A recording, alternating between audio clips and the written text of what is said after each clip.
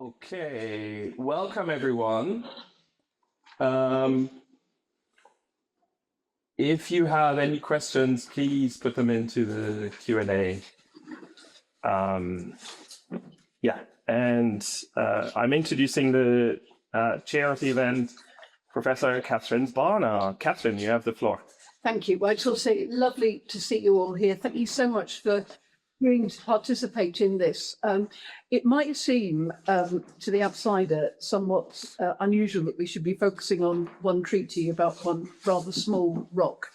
As my other half said to me, "What are you doing this afternoon?" And I said, "Well, I'm running a seminar on Gibraltar, and I'm supervising for that." And he said, "Well, so you've gone from a hard place to a rock." And that's probably the only joke we're going to manage after more of out of talking about Gibraltar. The reason why Markus and I thought this would be interesting is because it is a really quite remarkable treaty. And it's a treaty that we know has been hugely controversial and indeed nearly led to a mega falling out, shall we say, with the then Foreign Secretary. I know it's quite difficult to remember which one. And also the British ambassador of the negotiations, and it will be really quite tricky. Alejandro. So when it came out, it was really a quite remarkable thing to look at. And of course, we see everything through our own prism. And our own prism is, of course, what's happening about the UK-EU reset or not, what will go into the UK-EU reset, and particularly the SPS agreement. And so it's actually, I think, quite instructive to have a look at what's in this agreement. And also, I think it's got quite a lot of inherent interest in of itself, not least because the relationship between the UK and Gibraltar and the UK and Spain has always been both close and fraught in equal measure. So what we thought we would do is just ask some of the best people around to talk about bits that they know about. And what I thought we would do is just get on with starting with looking at panel one and looking at the foundation of UK-EU agreement. And we're very lucky to have you here, Jamie, because you probably know more about it than most. So the floor is yours. Thank you.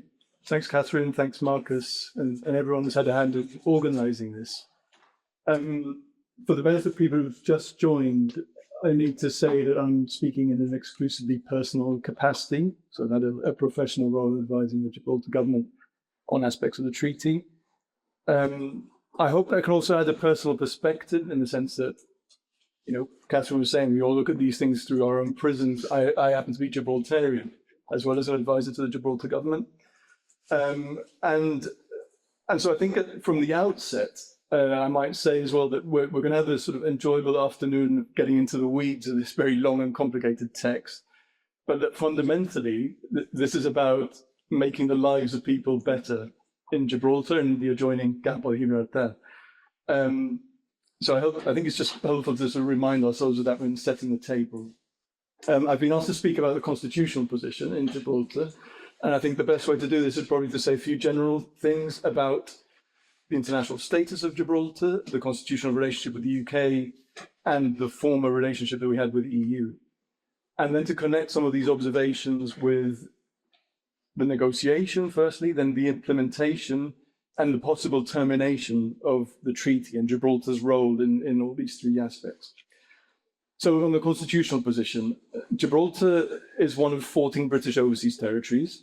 It was ceded to Spain in a treaty in 1713 in perpetuity without any exception or impediment whatsoever, etc., etc. It was then designated as a crown colony. And then it made incremental steps towards self-government from the mid-20th century onwards. And so since 1946, Gibraltar has been listed on the UN list of non-self-governing territories under the purview of the Special Committee on Decolonization, despite the fact that today it is almost entirely self-governing under its current constitutional arrangements. So under the 2006 constitution, which is the latest iteration of our constitution, the governor, who represents the British Crown in Gibraltar, has constitutional responsibility for external affairs, defence and internal security. Everything else is the province of Gibraltar ministers, so locally elected politicians. Gibraltar joined the EEC when the UK acceded in 1973 as a territory with a unique status, as a European territory for whose external relations a member state, the UK, was responsible. And we had various carve-outs as part of that participation within the EEC. So we were outside of the customs union, crucially, the single market for goods as well, outside of the common agricultural policy, the common fisheries policy, and then later we were outside of the Schengen zone. And this, of course, meant that we needed to have what is now known in Brexit parlance as a hard border, quote unquote, hard border. Sort of a discourse that emerged a lot in relation to the Northern Irish question. In fact, the hard border wasn't a problem in Gibraltar in 1973 because we had a closed border. Because in 1969, the Spanish authorities decided to close the border in response to the previous iteration of the Constitution, which provided an extra measure of self-government. And the hope on the Spanish side was that Gibraltar would then fall like a ripe fruit. That was the expression that they used. So we went through 16 years of that. And in the middle of that was when we acceded with the UK to the EEC. And so you can imagine it was a very difficult time, socially, politically. We were cut off from Europe, and joining with the UK was an opportunity to reconnect with Europe. And so it was emotionally important. And then when Spain wanted to join the EEC, the price for joining was, the UK said, was you have to reopen the border, which they did. So then suddenly the world opened up for us again. And so you can see why then Gibraltarians are generally quite well disposed to the EU, and why we voted in the Brexit referendum by 96% with, I think, an 84% turnout to remain.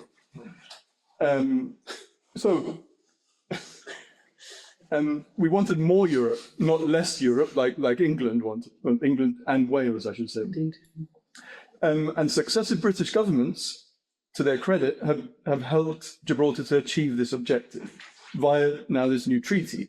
So I'll get into the negotiation of the treaty. The impetus for it came from Gibraltar, and Gibraltar's political leaders have played a really active role in not just the political aspects, but also technical aspects of the text. I think it's really unknown in modern day treaty making to have politicians being so kind of on top of the text of something this long and that it's taken so many years to negotiate. The Foreign Office mantra throughout has been nothing about you without you.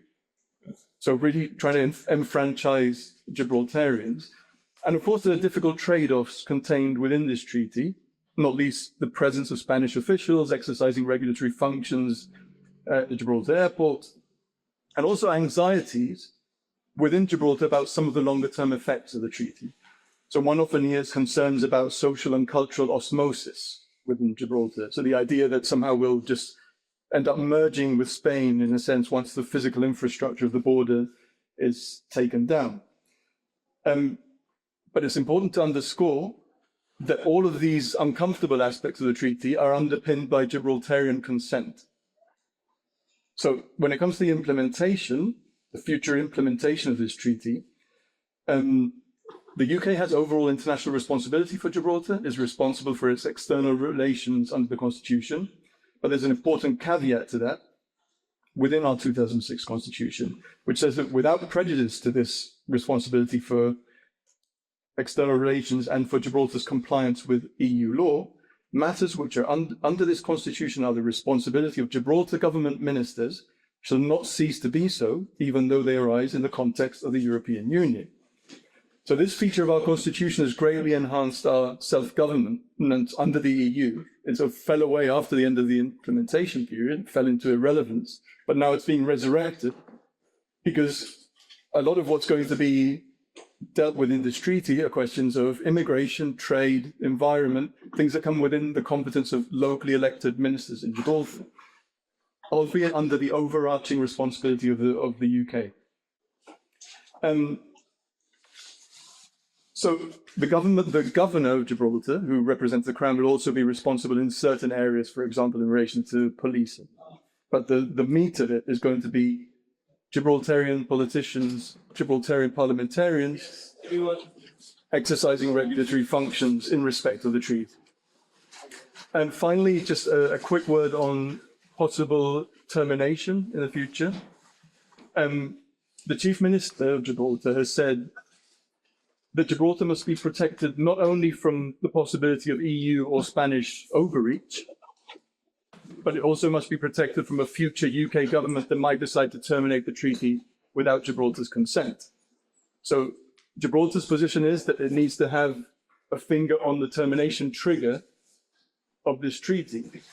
And the unanimous approval of the treaty text in the Gibraltar Parliament was made subject to a concordat between the UK and the Gibraltar government, which is going to be designed to make sure that Gibraltar has guarantees, certain safeguards in place that will allow it to, maybe if not formally allow it to terminate the treaty or prevent termination, at least give it a very significant voice in this process. And we don't know exactly what this concordat, which is a political instrument, is going to say. Stephen Doughty, who is the Minister of State at the Foreign Office responsible for Gibraltar, has said that it is politically inconceivable that the UK would ignore Gibraltar's wishes on the treaty. And I think the adjective politically is important here, because I think we don't know what's happening with the Concordat. We're told it's being delayed due to Iran and the crisis there, etc. But it could be that what's being discussed at the moment is the extent to which the guarantees in this Concordat are formal legal guarantees or political ones. I suspect it's going to be the latter type. So to conclude then,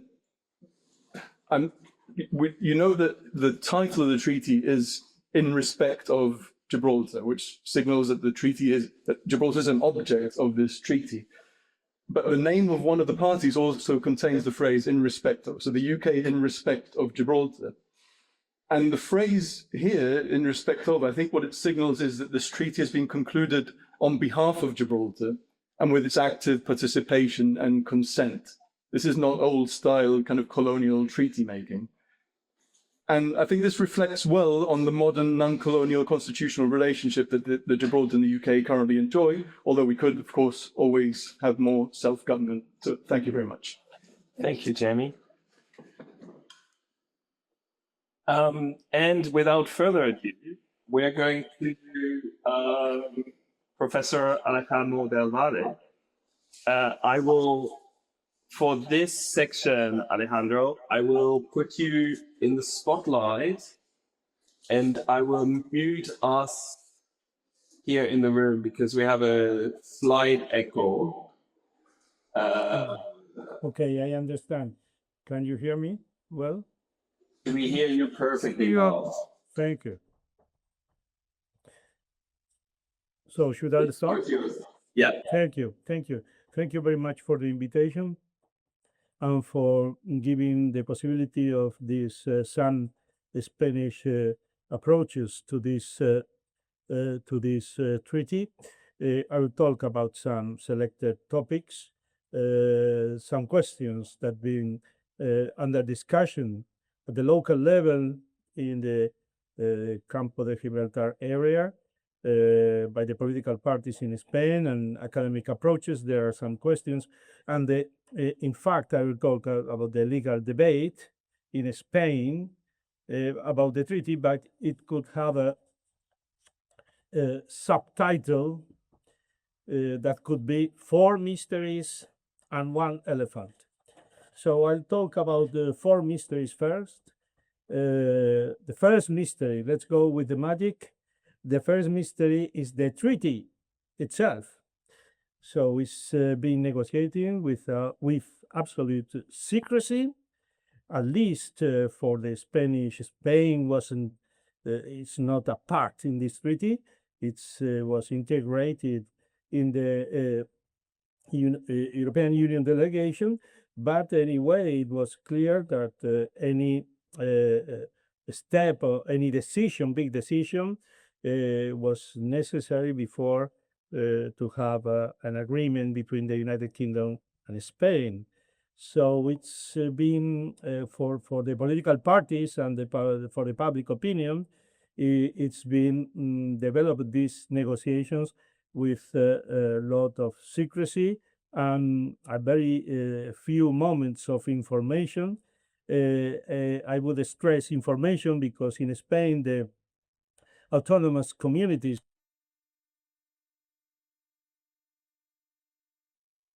To have a slight connection issue.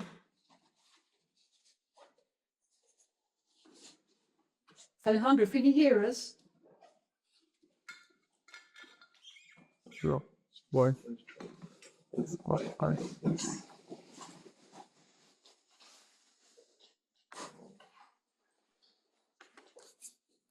Alejandro, you cut out for a second. We will, I think, hope that he can rejoin very quickly. And when he does, we will give him the floor again. Yeah, if we move to Alejandro, you were cutting out for a second.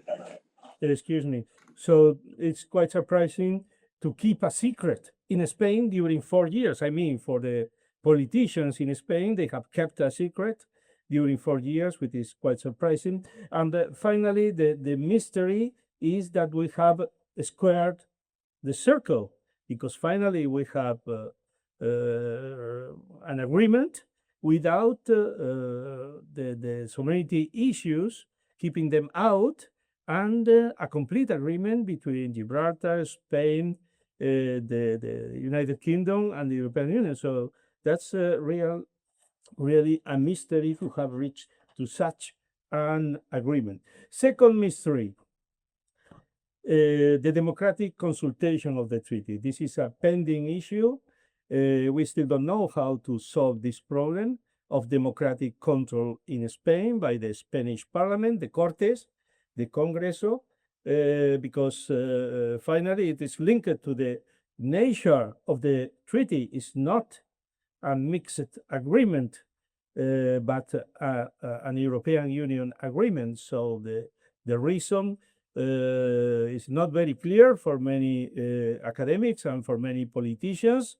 Political parties have said that there are some contents in this treaty that must be approved by the Spanish Parliament because these are shared powers. If we look at Article 3 of the treaty, the functioning of the European Union, we'll find the listing of shared competences and exclusive competences, and some of them is quite, there are some questions about the exclusivity of the European Union powers, as is the case of the area of freedom, security, and justice, for instance. So this can be easily challenged by the somehow by the European Court of Justice, by a referral by a judge. It can be discussed. There is a logic in all these agreements of Britain exiting the European Union. The withdrawal agreement, the commercial agreement were exclusive European Union agreements, but in this case there are some doubts. Of course, everybody agrees that it was better to make a European Union United Kingdom agreement, not for preventing the blockade or the voting against some of the 27 member states of the European Union, but the nature of the legal nature of the treaty remains. And then there are voting procedures, how to solve this problem, how to solve this democratic consultation problem, and the democratic acceptance by the Cortes, by the Spanish Parliament, of this treaty so important for Spain. Third mystery, the implementation of the treaty. This is completely open. This is a question that remains open. We are waiting for the practice. We are waiting for the future arrangements that are regulated in the treaty between Spain and the United Kingdom. So the practice will be very important. Well, the choice, I'm not in favor of that, but the choice has been to make a very, very, very long treaty, which is very risky when putting it in practice. And the institutions, Spain is not directly represented in the institutions of the treaty, the mixed institutions, the mixed bodies. For the border control, there are many issues not solved in principle regulated, but we must wait for the practice. The shared prosperity area, the intervention of the structural funds has been foreseen but not regulated in the treaty. Cross-border workers, social security, environmental issues, many topics that need the practice to know the way they run on. The fourth mystery, will it be a long-lasting treaty?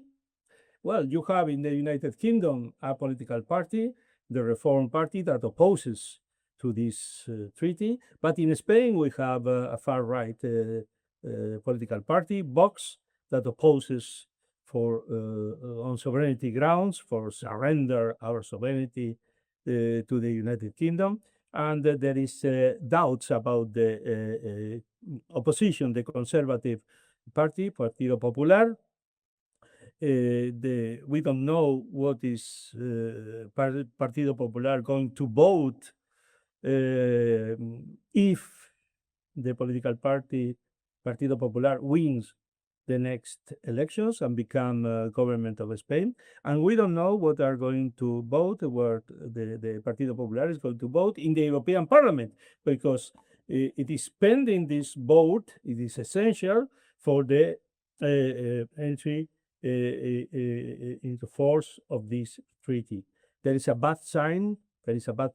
This week. Partido Popular and Vox has voted in a commission of the Cortes against the treaty this week.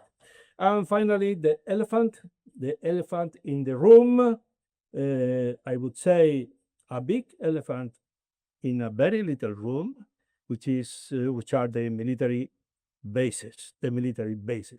As you know, we have an agreement with the United States of America for the military bases of Rota and Morón de la Frontera, but we don't have any agreement for the military bases in Gibraltar, the Royal Air Force, the Royal Navy, and the intelligence bases. So 30,000 Gibraltarians, they usually are loyal and very happy when there is a visit of the Navy warships, of the submarines, but 300,000 Spaniards that live around, they are not very happy with the visits. This month, we have had three visits of nuclear-powered submarines, one of them carrying launched missiles with nuclear warheads.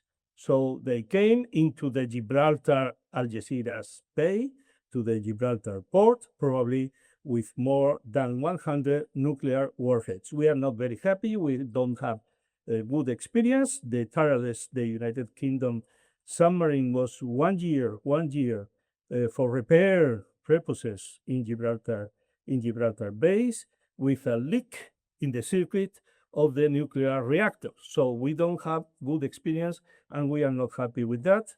And there is a problem because there are no agreement between Spain and the United Kingdom for civil emergency plans, for evacuation plans, for nuclear radiation emergency plans. There are no agreements on that, and I think that is the big issue. So in sum, I am in favor, of course, of this treaty. I support. Spain is legally very important for public international law. Spain admits a neighbor. We have France as a neighbor. We have Portugal. And now formally we have the United Kingdom and Gibraltar. But there are many questions that are on the air to be developed.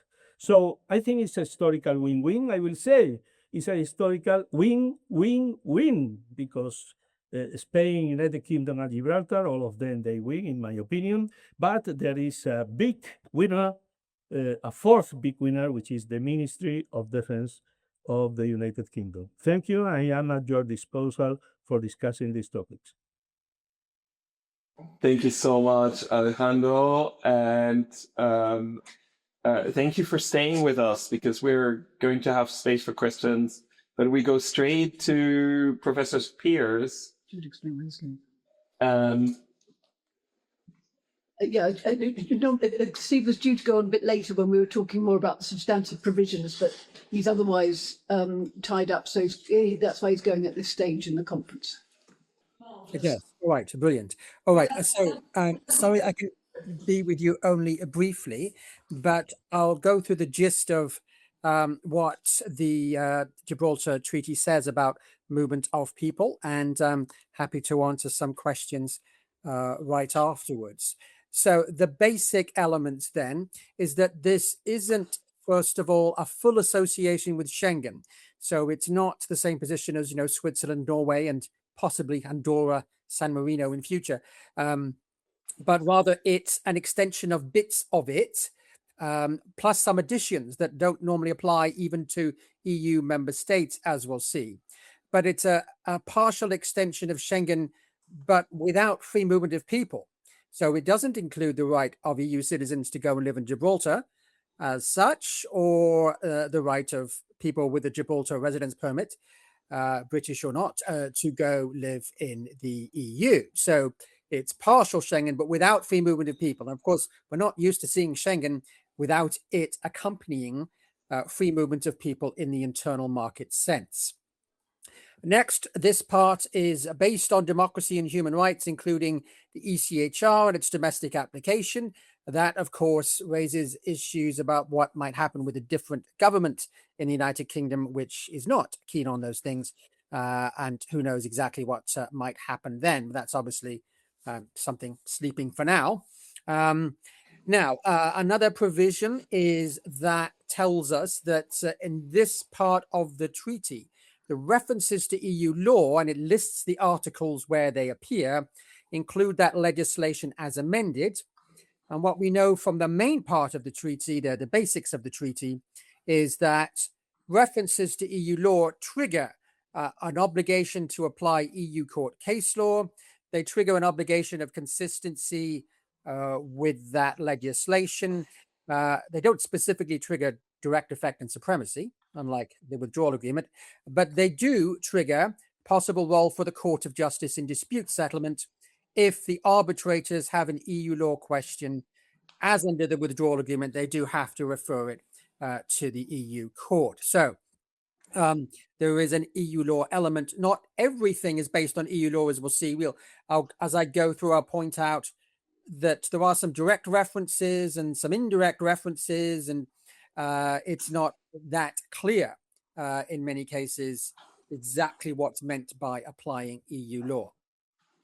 So first of all, there's an obligation to remove physical barriers, the same basic rule the Schengen legal rules system has, but without any cross-reference to the Schengen rules. It's one example of incorporating Schengen principles without incorporating a cross-reference to the legislation. And therefore, it raises the question about how the case law applies. Next, the treaty goes on to say that the border crossing points are the port and the airport. It creates a system unknown within Schengen of dual border checks, where both the UK and then Spain do border checks as people come into the port or airport of Gibraltar.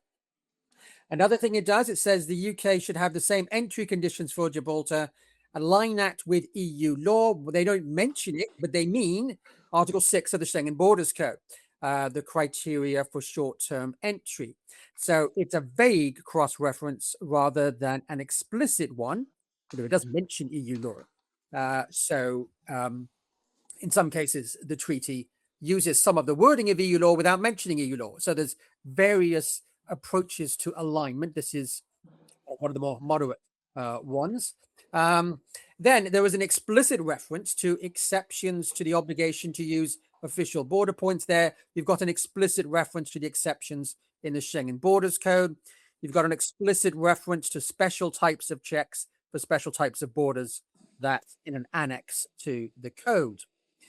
There's an abolition of what you might call internal border controls in this context between Gibraltar and Schengen. So very similar, of course, to the Schengen system, the core of the Schengen system. They can be reimposed in exceptional cases. The grounds and the procedure look broadly similar to Schengen, but again, there's no cross-reference. It's not identical. The procedure is less detailed than the most recent version of the EU version of that.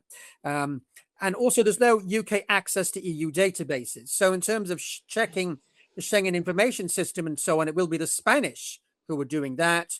Remember, people are checked twice by the UK and Spain. So the UK will check, I suppose, its own databases. The Spanish will check Schengen information system and other EU databases when they do their part of the controls. Now, how does this kind of dual or hybrid nature of the border control work? Well, the UK makes a decision under international law, the Gibraltar version of international law. Then Spain applies EU law in order to get access to databases, but the criteria for entry. And here there's a lot of references to EU law, but in this context, they're only references to Spanish obligations. It's not the UK in this context that has obligations under EU law. So it's an important distinction on this point. There are other areas, though, where the UK does accept EU law obligations, but not on this. Now, at various points in the agreement, there's a free movement of people exception from the EU law point of view. Spain must admit people with free movement rights or legally resident non-EU citizens. So this isn't, despite the nature of these checks happening in Gibraltar, this doesn't take priority over EU free movement law. In a sense, it's applying outside the borders of the European Union. You have to follow up database alerts either in the EU system if you're Spain or the national system if you're the UK. If someone's refused entry, the UK enforces it if it's a UK refusal, Spain if it's a Spanish refusal, or jointly if both authorities want to refuse entry. I'm not quite sure how joint enforcement works, but that's what the treaty provides for. Next, the UK has to apply EU law on carriers' liability and advanced passenger information. And there you've got a cross-reference to applying revised EU law and necessarily case law and so on. The UK exempted special rules for military personnel, has a whole series of special rules for them. It demanded, you just heard about the importance of Gibraltar to the UK from a defense point of view. Then you have a series of visa rules and immigration rules, which are quite nuanced.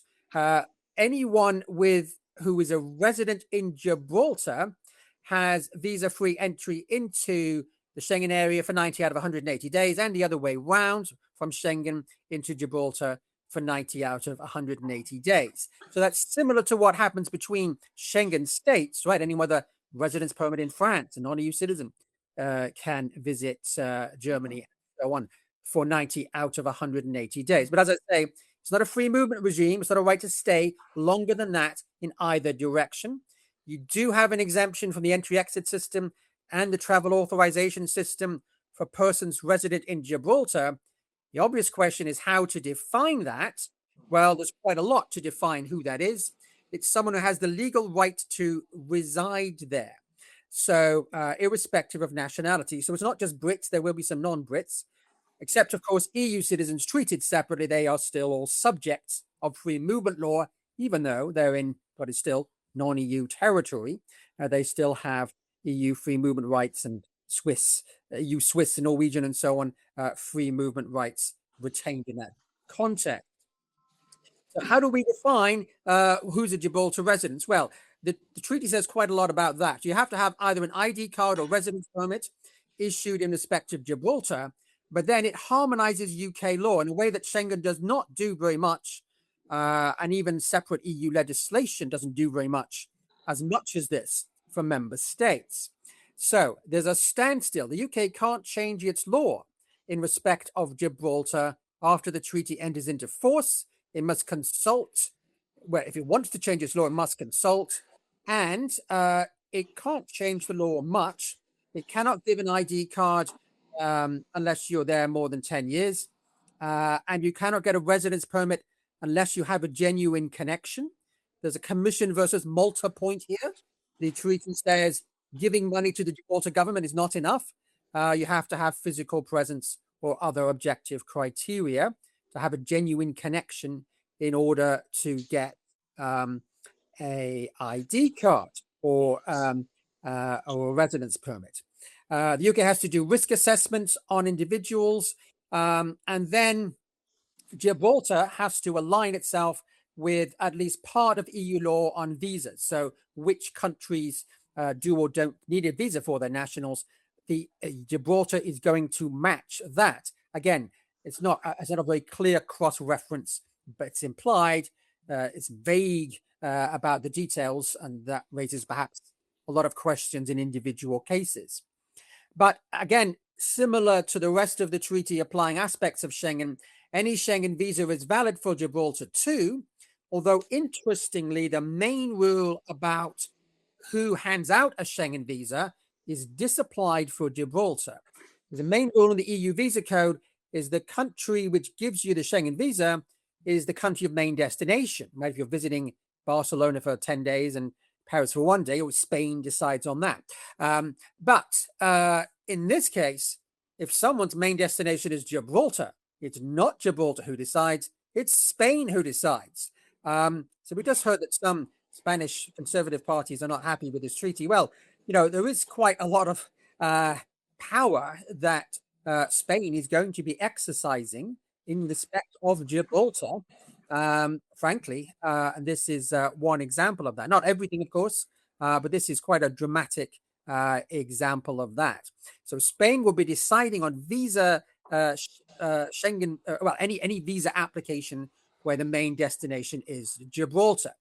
Now, the UK can block Spain from giving a Schengen visa to someone whose main destination is in Gibraltar. So there's a kind of backup power for the UK if we think, you know, they're a bad person and Spain does not. We can still stop them in principle visiting Gibraltar. By the way, in practice, and this is an issue with Schengen as a whole, what would in practice stop them? Once they're in Spain and there's no border controls between Spain and Gibraltar, what stops them getting there? That's an obvious point. Equally, the UK can give what EU law calls, among member states, a limited territorial visa. It can allow someone just to visit Gibraltar, but like EU member states, there's a lot more constraints on the UK doing that than the EU visa code has. And a big constraint is the UK can only do that 15 times a year. Member states do that many more times than that, issue limited territorial visas each year. They don't have any constraint like that at all. Gibraltar cannot issue long stay visas. EU member states are free to do so under the Schengen rules. So another big difference, significantly more constraints on Gibraltar in the context of at least aspects of visa law than many member states, any of the Schengen member states have. Next, in respect of residence permits, it is, in this case, it's the UK that issues and renews the permit, but Spain gets to check them all. Spain can either block them being issued in the first place or ask the UK to not renew them or withdraw them. There are individual rights to challenge Spain and seek remedies against Spain in this case. Again, there are exemptions for EU citizens. If residence permits must expire within 2 years, I don't know if the idea was to check them all again at that point, but presumably that's what would then happen. And finally, there's a section on asylum, not a fully fledged application of EU asylum law, but the UK is responsible for asylum applications made at the border of Gibraltar or in the territory of Gibraltar. There's a vague cross-reference to applying EU asylum law when considering those applications. So whatever the UK might do, of course, on its main territory of England and Wales and Northern Ireland and so on, it has to apply equivalent rules to EU law, presumably taking account of them changing to the Asylum Pact in respect of both whether someone is a refugee and the procedures applicable and reception conditions like detention and access to benefits and so on.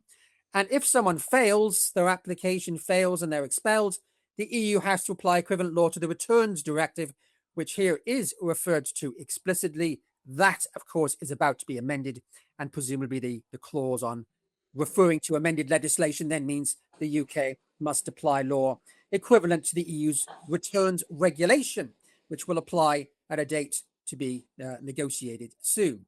And there's even a mini Dublin rule. If an asylum seeker that the UK is responsible for goes to Schengen, Schengen can send them back.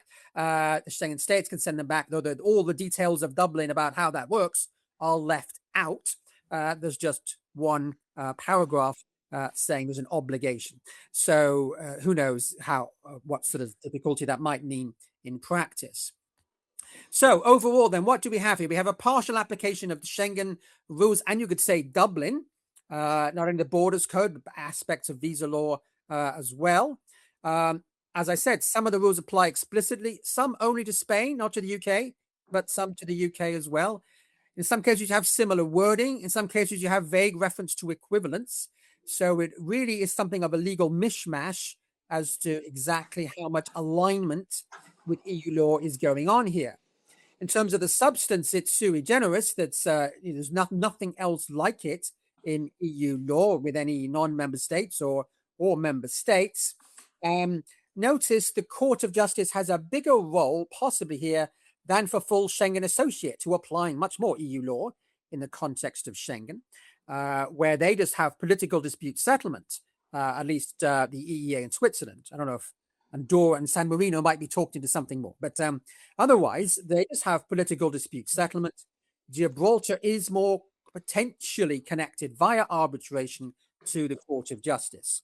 And in some ways, despite not every single Schengen borders rule applying or visas rule applying, Gibraltar has more obligations in respect of residence permits and long stay visas than any member state of the European Union has, because of the knock-on effect of people potentially moving from Gibraltar to Spain. Because that knock-on effect applies equally to the Schengen states themselves, but nevertheless, there's less harmonization. And there's this really crucial point, of course, of Schengen deciding on whether someone gets a visa, even if their main destination is Gibraltar. That short stay visa is decided on by the Spanish authorities. Otherwise, you have a system of dual control where both Spain and Britain have responsibilities, sometimes one after the other, or sometimes allocated between them. So quite a complex series of decisions based on governance there. Hopefully that's useful and can feed into the rest of today's discussion. If I could take any questions now, if that's possible. Yeah, absolutely, that's possible. There weren't any direct questions for you yet. There was one question online, Steve. Could it be argued that the Gibraltarian population currently enjoys more effective political rights and democratic guarantees under the existing constitutional alignment than might be under Spanish sovereignty? And if so, should that consideration carry legal weight within the context of a dispute? I'm not sure it completely and directly refers to your presentation, but right. Well, I mean, I don't know. Would they have more or less rights under Spanish sovereignty? I mean, well, we presume that if Spain were fully sovereign over Gibraltar, it would be treated fully as part of a member state, not subject to a special regime like Ceuta Melilla are, for instance, or some other special regimes. Do they have? Well, I mean, there is still a distinction between being in Gibraltar and being in Spain, even in this area where, of course, there's a degree of obligations to harmonize with EU law in various degrees of explicitness, and where Spain has a role in control. there is still some role for the UK authorities in the dual controls or issuing residence permits, despite all the constraints and all that the UK has in changing that law, and the potential role of Spain in blocking decisions or asking to remove residency permits and so on. There is still a role for the UK authorities. So, yeah, definitely, despite what you could say is a restriction of sovereignty in this area in relation to Gibraltar, there's still some left that the UK has in relation to Gibraltar, quite constrained in many ways. But of course, that's part of an overall trade-off, which perhaps you can see in the rest of the treaty with the tax rules and so on as well. What are you getting in return for it? Well, absence of border controls, reopening, extending the airport more, and so on. Yes. Thank you so much, Steve. That was a wonderful presentation. And thank you for joining us. Without further ado, we go to Professor Barnard and her presentation. Thank you, Steve. And we know you have to submit. Thanks a million, Steve. Thank you very much. So I want to talk about dynamic alignment. And as I said, I've got rather interested in the question of dynamic alignment because, as some of you might know, I spent the last 10 years talking Brexit. And of course, Brexit is all about, allegedly, de-alignment and thus what some performatively described as active divergence. And you might remember those happy days of the retained EU law revocation and reform bill when Jacob Rees-Mogg said we should engage in a bonfire of EU regulation from the statute book without knowing how much EU law was on the statute book, and indeed had no idea what to replace it with anyway. Now, we know that was stopped when Rishi Sunak became Prime Minister, and the Act took a very different line. So, and since Rishi Sunak's time in office, there has been really remarkably little active divergence. So UK law has remained very much in line with EU law, or at least EU law as it was up until the end of 2020. And there's still about 4,000 pieces of EU law on the UK statute book, some very important pieces. But we have engaged in quite a lot of passive divergence. And by passive divergence, I mean just not keeping up with EU law. And under the von der Leyen first commission, it looks like there are about 400 odd legislative acts that we have not kept up to speed with. So change of government again, and we are now talking much more about not divergence, but alignment again. And in respect of alignment, I think we need to be quite careful about how we talk about these things. I think you can break down alignment into two groups: unilateral alignment and bilateral alignment. And in respect of unilateral alignment, again, I think that can be subdivided into two, where you've got state-mandated alignment, which the UK has got powers, give itself powers to do under the Product Regulation Metrology Act, where we committed ourselves to keeping up with EU law in certain areas. In fact, we've only adopted one piece of legislation under that, under the powers in that act. But secondly, voluntary alignment, and this is happening all the time, where UK manufacturers just carry on applying EU rules and manufacturing according to EU rules because, of course, it helps.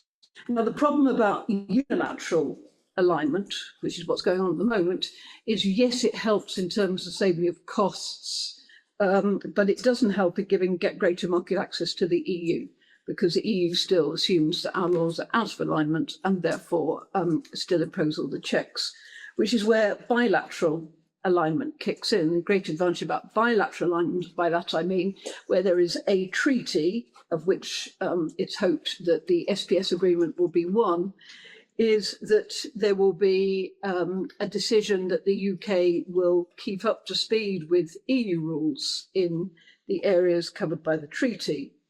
I call it bilateral because it's treaty-based, and it means that the UK, assuming it complies, will have full access to the EU market.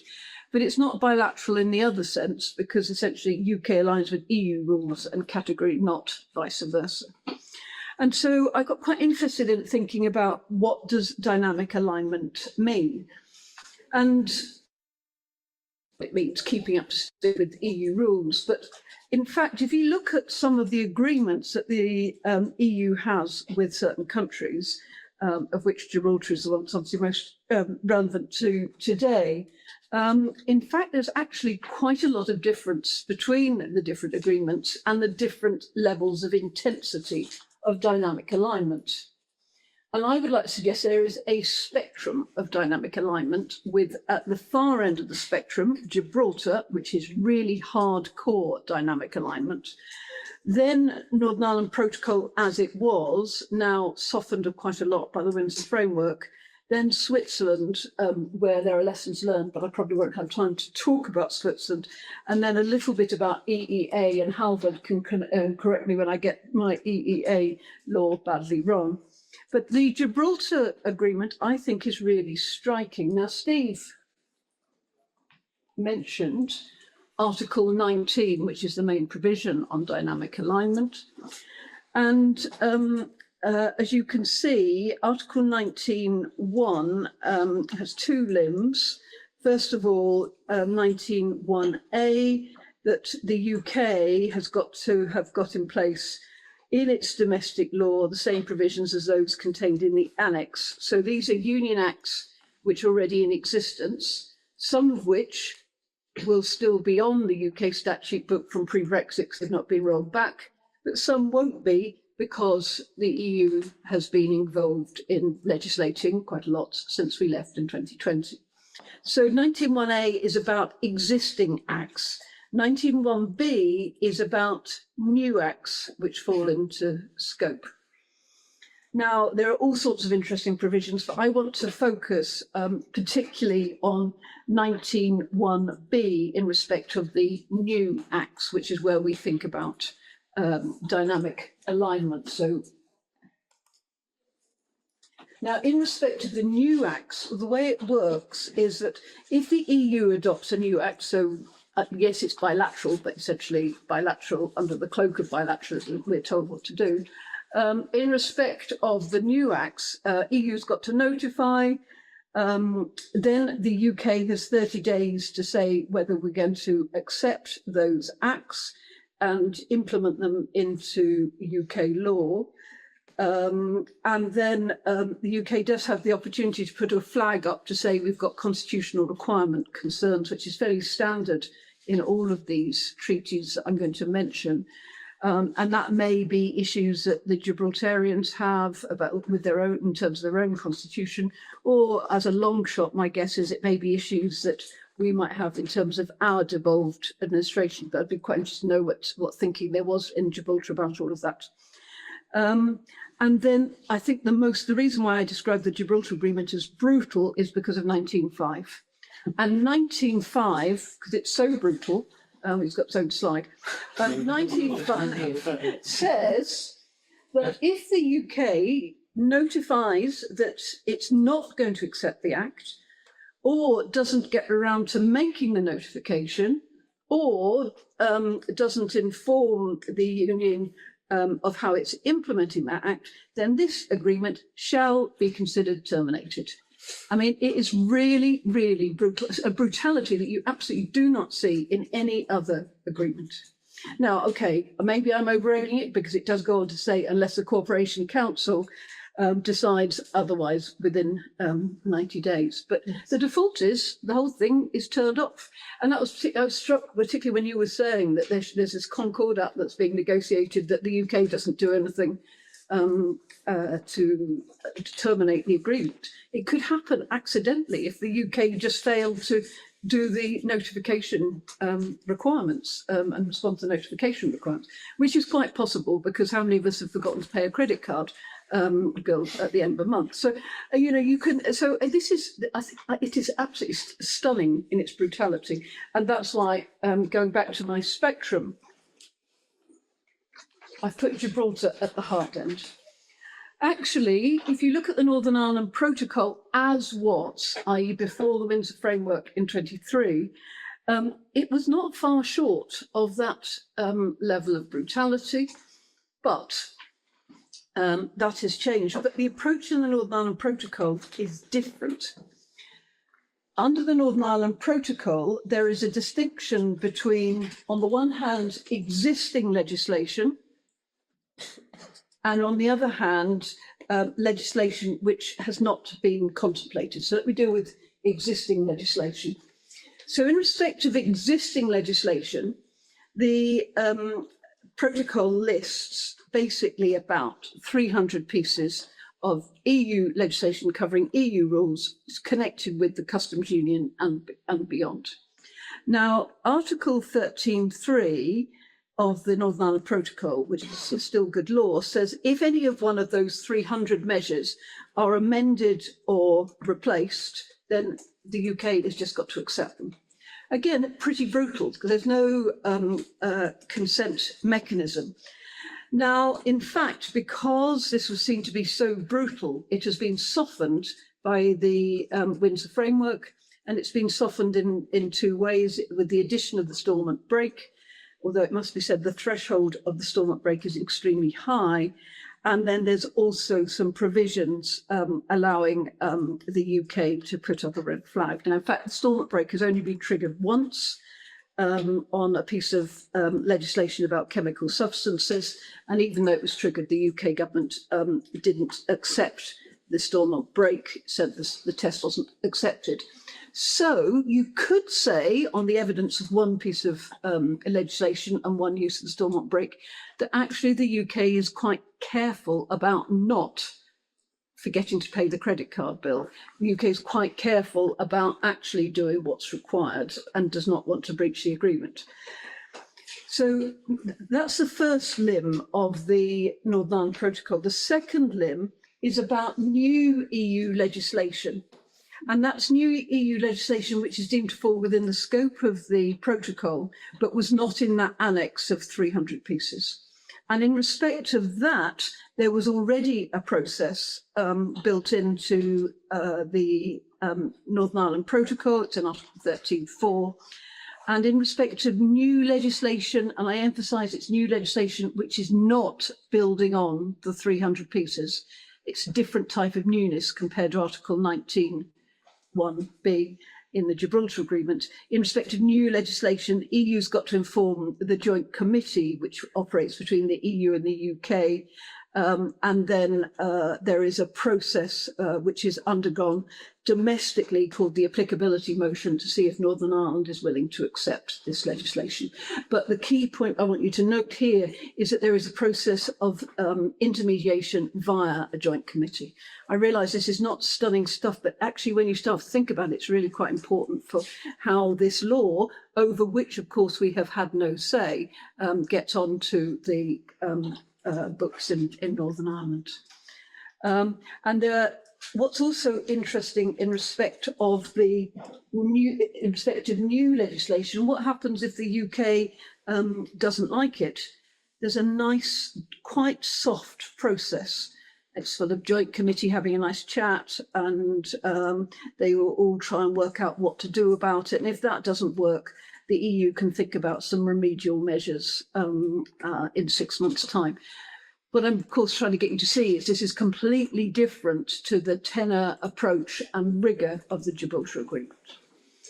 Finally, I want to say something about the EEA agreement, which I say with great caution because Halvard, who's on the line, knows far more about all of this than me and has coached me in my limited understanding of it. But there's a couple of points I want to make about the EEA agreement. Remember, it's 1991, so it's an early attempt at trying to deal with dynamic alignment. In fact, it's not even called dynamic alignment in the EEA agreement, it's called dynamic homogeneity, but of course nobody knows what that means. So EU now talks about dynamic alignment, which most people also don't know what's meant. What is also interesting is despite all the talk about dynamic alignment, it's not working brilliantly. There are 600 pieces of EU legislation which have not been put onto the EEA statute book, and some rather important pieces of legislation at that, including legislation on GMOs and legislation on deposit guaranteed schemes and so forth. The point I wanted to make about the EEA agreement is the EEA are very fond of talking about their lovely two-pillar structure. Now, of the two-pillar structure, by far the most relevant, what we're talking about is the second line down, because in the second line down, this is the EEA Joint Committee. And in the EEA Joint Committee, what happens briefly is that when the EU's adopt a new piece of legislation, it goes into the Joint Committee when the EU thinks that the piece of legislation is EEA relevant. And it is discussed in the Joint Committee. And as you can see from Article 102.1, the Joint Committee decides whether this piece of legislation should be incorporated into the EEA agreement. Now, this is where appearance and reality diverge, because the text of the EEA agreement is pretty brutal, because it does expressly envisage in Article 102.4 that an agreement on an amendment might not be reached. And if that is the case, there'll be automatic suspension of the part of the relevant annex of the agreement. So again, it looks like there'll be consequences, nowhere near as brutal as the consequences in the Gibraltar text, but nevertheless, it's going to be consequences. In fact, Halvard tells me that provision in Article 102.5 has never, ever been used, and the agreement's been around since 91. Bottom line is, and I will stop, but the bottom line is there's not one model of dynamic alignment, there are many models, and I think that the Gibraltar is really the most extreme in the sense of the consequence of what happens if there's non-compliance. But even that, if you look at the experience of the EEA agreement, even though there appears to be some fairly robust tools, if there hasn't been implementation, those tools have not yet been triggered. Thank you very much. Thank you, Catherine. And with that, if we are allowed a couple of questions, maybe first of all, any questions from the room? That gives us maybe a few minutes of questions. Before we start the next panel, can I pause it? There's no break. But let's do the questions first, then a short break while we rearrange the chairs. Are there any questions from the room? No, we had questions online. Sorry, I spotlighted. Apologies, Peter. I spotlighted you. We'll come to you later. I wanted to spotlight Alejandro. There are questions about self-determination online, and so it would perhaps be interesting to hear both Jamie's view and Alejandro's view on what you think does the EU-UK Gibraltar Agreement do to the question of self-determination. Maybe if we start with Jamie and then move to Alejandro. Yeah. So, very simply, Markus, I just don't think the questions of self-determination are really engaged now in the sort of legal sense.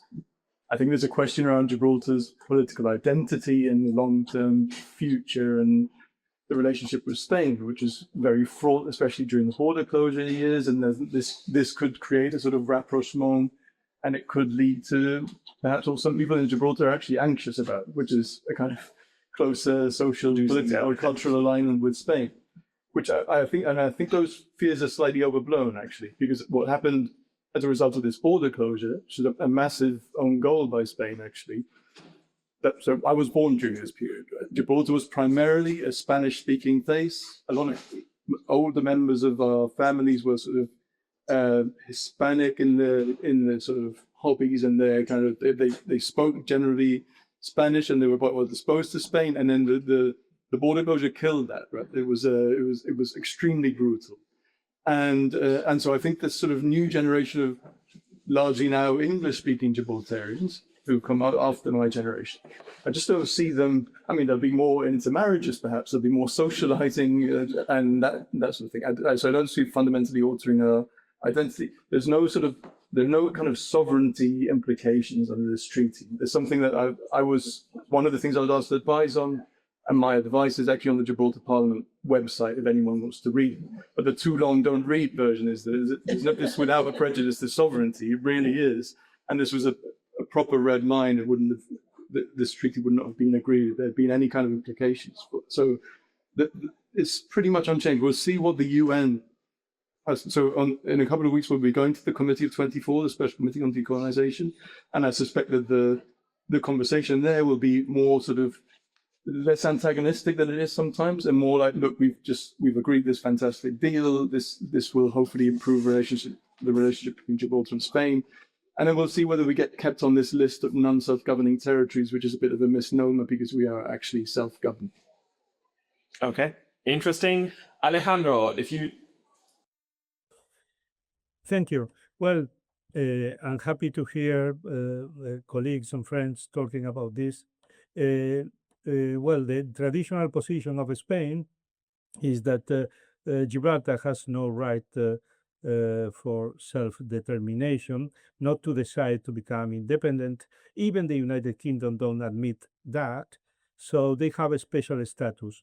I think that this treaty, well, I'm talking like an academic, but as a frontier person, because I think that in Madrid and in London, they don't have the right knowledge of the situation there in the area, in Gibraltar and the surrounding area of the Campo de Gibraltar. I think this treaty is the big opportunity to normalize the coexistence, the traditional coexistence in this bay, in this corner of the Iberian Peninsula. The risk are the politicians, I mean, the sovereignty issues, but I think that perhaps we can keep these issues aside, let them aside, and with the active cooperation that comes with the treaty, it will be will become again good neighbors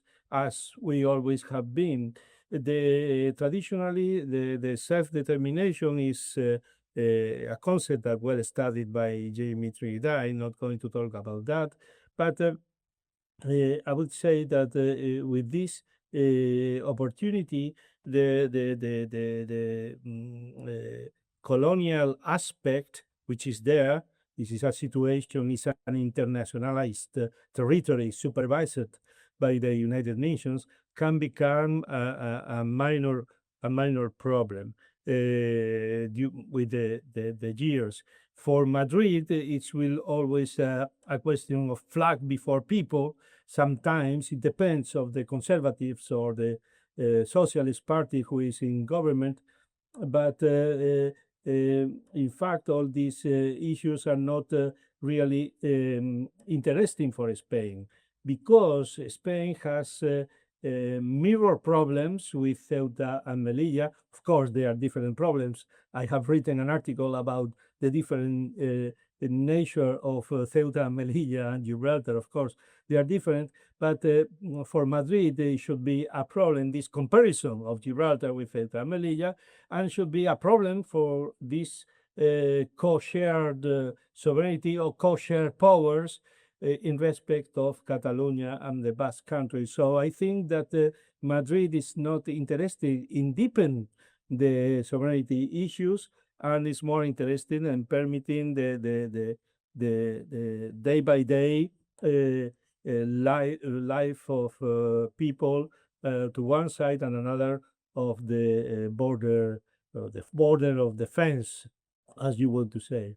So I think that with a change of government, it can change a little bit, but it won't change the long in the long run, the aim to foster the cross-frontier, cross-border cooperation. Thank you so much, Alejandro. We have lots and lots of questions online about the balancing, but I would say we move some of those into the next panel. Catherine, there was one question online for you, whether you thought Brexit had sort of upset the balance between territorial sovereignty and democratic self-determination in Gibraltar. Maybe that's more a constitutional question rather than a dynamic alignment question. But I think what I would say is that Brexit, or certainly the immediate aftermath of Brexit, did a huge amount of damage to all of those territories apart from England, because there was rampant disregard for the interests of any of the I use that term, parts of the United Kingdom. The very fact that Scotland and Wales repeatedly refused to grant consent for any of the Brexit legislation shows the cavalier disregard to what they felt. Northern Ireland, of course, became a major issue in the post-Brexit discussions, but I was very struck in all of the public engagement I did in the run-up to the referendum. Not a single person asked about the effect that Brexit might have on Northern Ireland. Nobody even breathed the word Gibraltar. And so the fact is that it's so little thought about the consequences of all of that. Now, I should say that I think things have improved a great deal, and I certainly think Sunak, and more so under this government, a real attempt have been made to reach out to the different parts of the United Kingdom, and I think relations are getting better. thank you so much. With that, we are changing things in the room. So thank you everyone from the first panel, and we move within the next 5 minutes to the next panel, please. Specific aspects of the agreement. Halvard, can you hear us? Can you see my slides? Okay, that's great. Thanks, Halvard. Thanks for the invitation to participate. I certainly do feel as the odd one out here, I must say, a Norwegian scholar with expertise on EFTA EU relations on a video link from the northern part of Norway.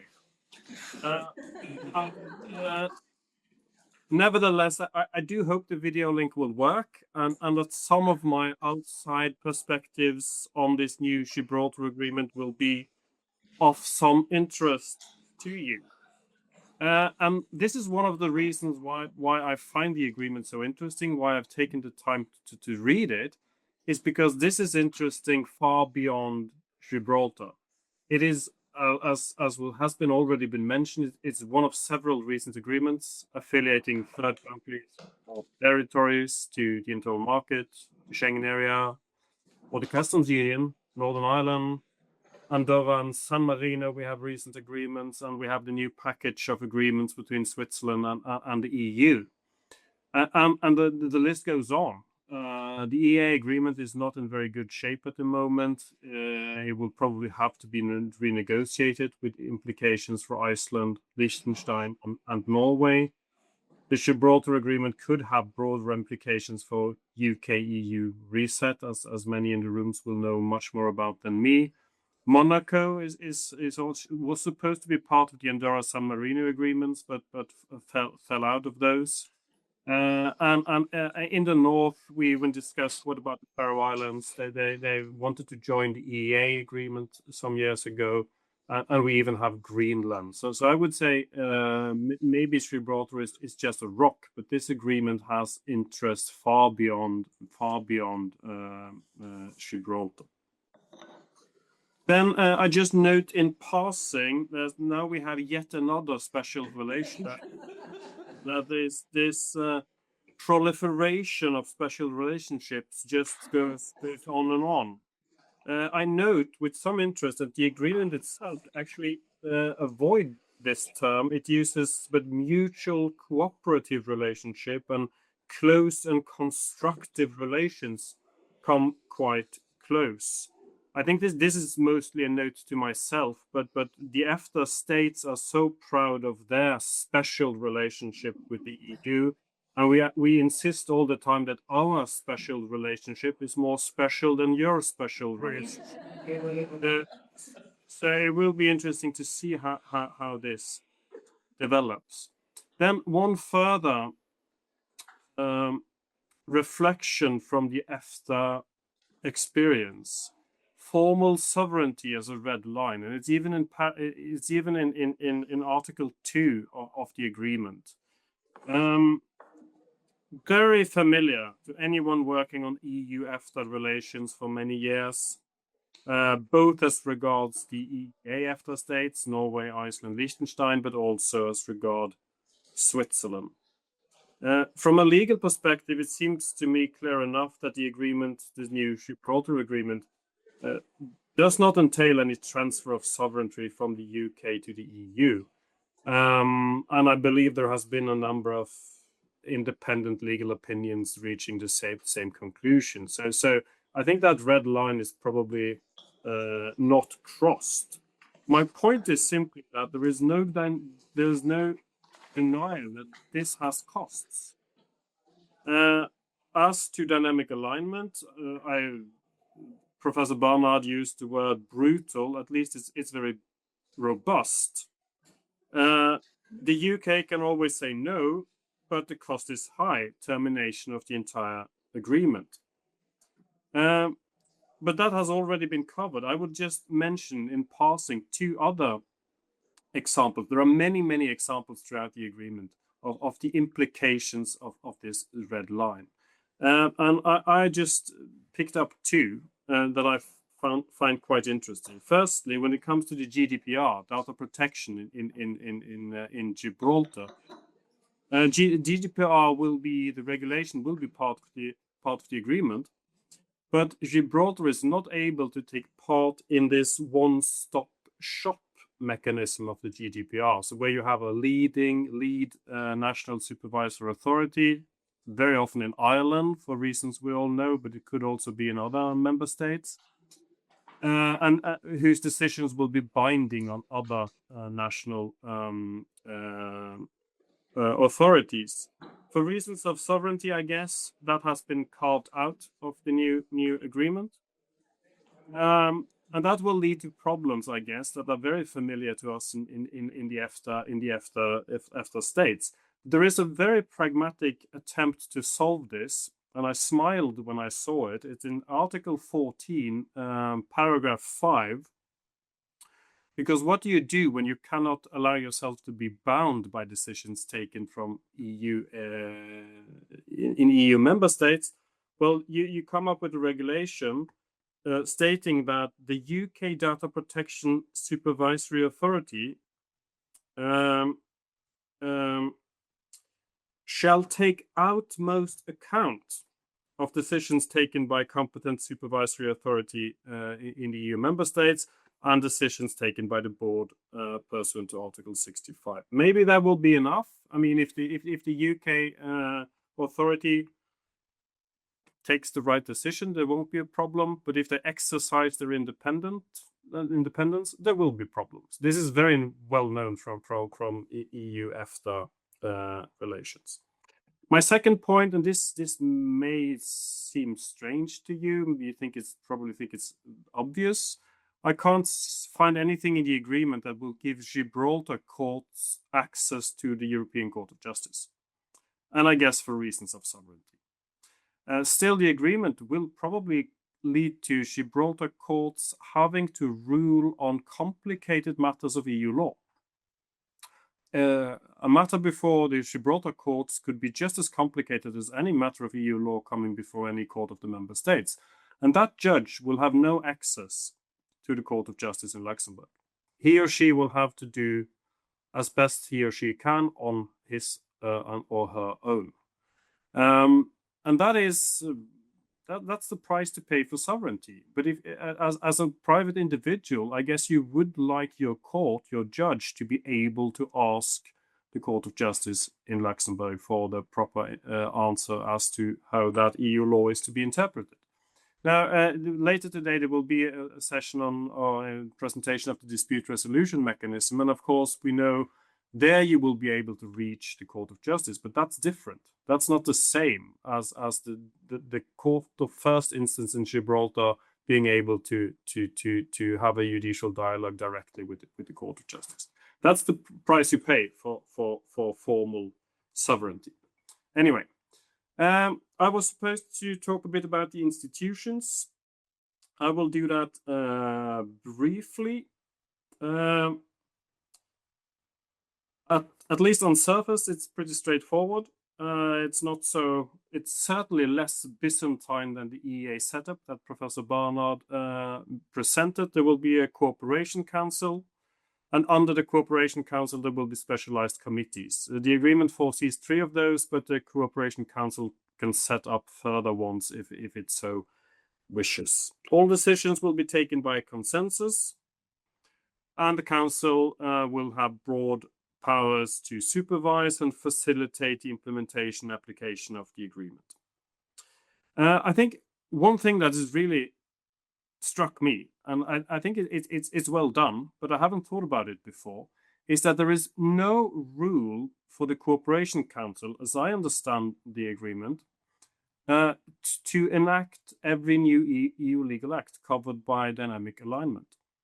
That will go directly from the EU to the UK authorities. And this is illustrated by the fact that in the agreement, it says that the Cooperation Council will only meet once a year unless there is some sort of emergency. So it's clearly not, the Cooperation Council will not have to adopt each and every EU legal act. That's different under the EEA agreement, and that's part of the reason for the backlog. All of these legal acts have to be processed through the joint committee. And this is different, and it seems to me that this is different in this new setup. So by the UK accepting those new legal acts, Article 19, Section 3, those acts will be supplementing agreements, as I understand the agreement, and they will be part of the agreement. And I think this is a much more efficient way to do it than the EEA and the Swiss agreement. Then on institutions, well, I covered the two, the council and the committee, and there's not much else. As far as I understand the agreement, there is no independent surveillance authority on the Gibraltar side. There is no new role for the UK monitoring authority, as far as I understand it. And there are, of course, there will have to be independent authorities for data protection and state aid, but those will be the existing Gibraltar authorities, as I understand it. They will have to live up to EU law standards, I guess, but that shouldn't really be a problem. There will be no new court. Again, why should there be a court? There will be an ad hoc arbitration tribunal with an obligation to refer questions to the ECGI. We will probably come back to that. And then in brackets, I just added there's no role for the EFTA court, and I guess many in the room will say, well, of course not. Why should that be? But I'm just mentioning this because there has been some people in the EFTA pillar arguing for this sort of docking to the existing EFTA institutions, hoping for the EFTA court and the EFTA institutions to be given a role also as regards other countries. That has been refused by the Swiss. It was refused by the UK, and I guess it was not even discussed this time around. But it's different from the EEA setup. And as far as I understand it, there is no parliamentary partnership assembly either. We have that in the EEA agreement. There is that in the EU-Swiss agreement and also in the EU-UK agreement, but I can't find anything in the new Gibraltar agreement. So this is just very briefly. And then some very short remarks on the second topic I was asked to address specifically, the customs union. This is also quite straightforward. The agreement establishes a customs union between the EU and the UK in respect of Gibraltar.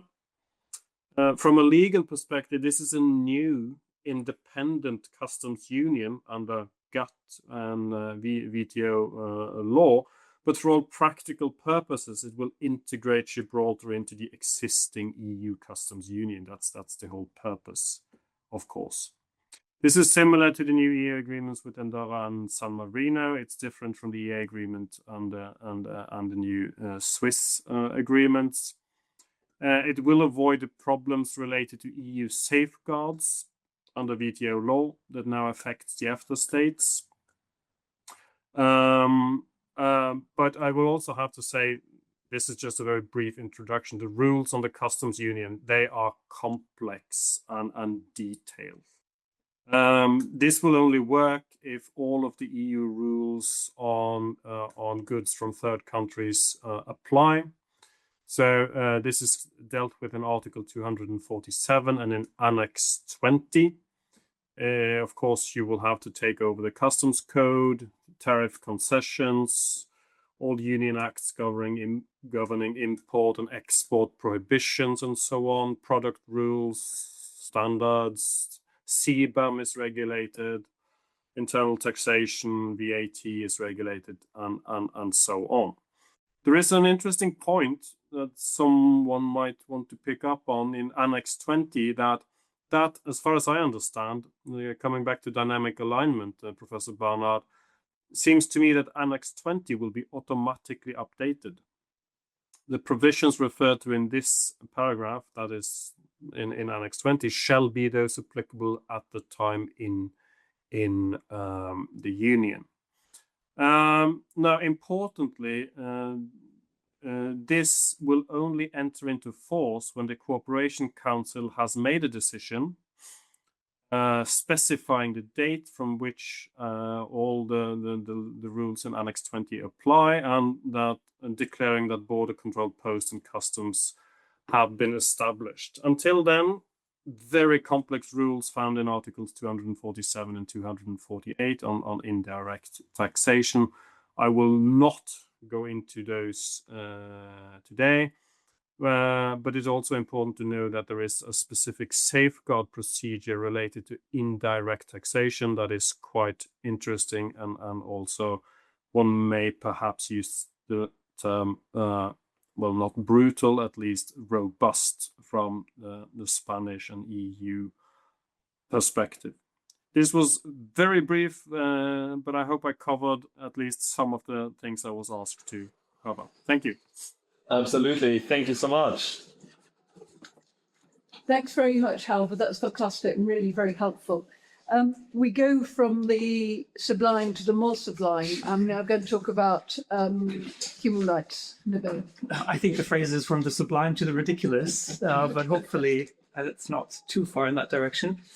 Thank you very much. Also, thank you for the invitation and all the contributions so far. And Lloyd Sumption once said that a human rights claim is a claim against one's own community. And normally the difficulty is identifying, well, what is that shared community? And what's interesting, I find, in this agreement is that this is sort of exactly the issue that it hones in on, because in a sense, you can have sort of a shared community, or you can be a member of one community that overlaps. And this becomes particularly acute when it comes to remedies in terms of potential human rights breaches. And of course, the question of what should attain the status of a human right is equally relevant, but that, as we heard also in terms of no impact on sovereignty, I think isn't moved that much. We see a whole number of references to human rights in one way or another. I counted 7 and a half. I won't go into the half for now, but of course it's the sort of usual suspects. But a meta theme is that it seems like enforcement, to the extent that there is enforcement based on human rights principles, is shifted much more to the parties. I'm going to come on to how I think you see that, rather than providing in specific guidance for the right holders. Now, I want to just share a few reflections on some very interesting drafting in my view. And it begins quite familiar and then it becomes a bit more unusual. So with your permission, I'll just take you through this. And I have been given the 5 to 7 minute brief, and the German in me will try to stick to that, but maybe the Persian will not manage, so we'll have to see. So it starts quite anodyne in Article 8, and democracy, rule of law, human rights, all those wonderful things, and the parties shall continue to uphold those shared values and the principles of democracy, rule of law, human rights, which underpin their domestic and international policies. In that regard, the parties reaffirm their respect for the Declaration of Human Rights and the international human rights treaties to which they are parties. Note, the European Convention on Human Rights is not mentioned in Article 8. I'll come back to where it is mentioned, whether that's significant.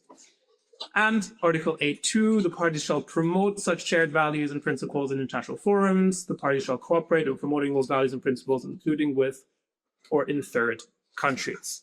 So far, so good. So that, as indicated, is not particularly remarkable. But what is remarkable, or as it seems now brutal, is in fact when we go to Article 16, which lists out the essential elements. And what's quite remarkable is that in 16.1, we read that paragraph 1 of Article 8, which is what I just read out, so democracy, rule of law, human rights, and a number of other paragraphs, constitute essential elements of the corporation established by this agreement and any supplementing agreement.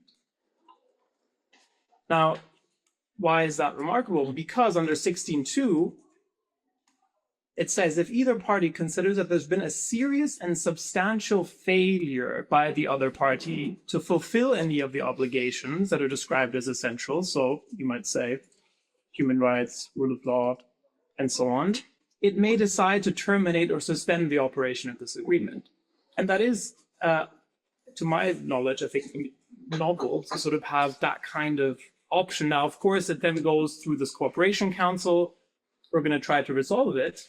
But you could envisage the situation when one of the parties says, we are of the view that you have not respected Article 8.1, and therefore we are going to initiate this procedure. Now, interestingly, we have guidance as to what a serious and substantial failure might be. And of course, the EU lawyers will instantly be thinking about serious and persistent from Article 7 TEU, which has given rise to all sorts of problems.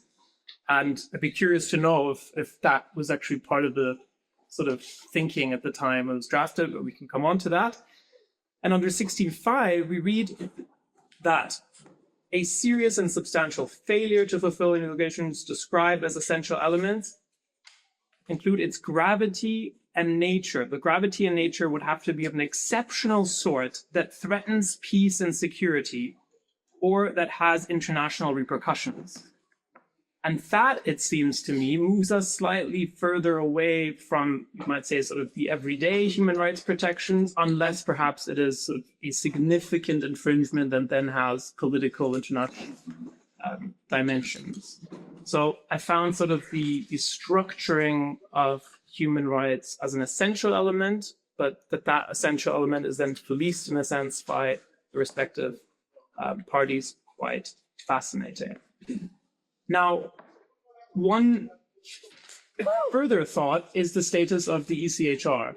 And as I just read out Article 8, I noted that there was no reference to the European Convention, but fear not, we have a reference in Article 25.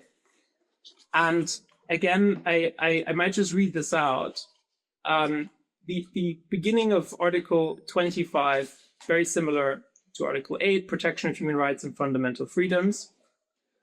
And it states that the corporation provided for in this part is based on the parties and member states' long-standing respect for democracy, the rule of law, and the protection of fundamental rights. And then it lists the instruments that Article 8 has as well. But then, in contrast to Article 8, it also includes here and in the European Convention on Human Rights, and on the importance of giving effect to the rights and freedoms in that convention domestically.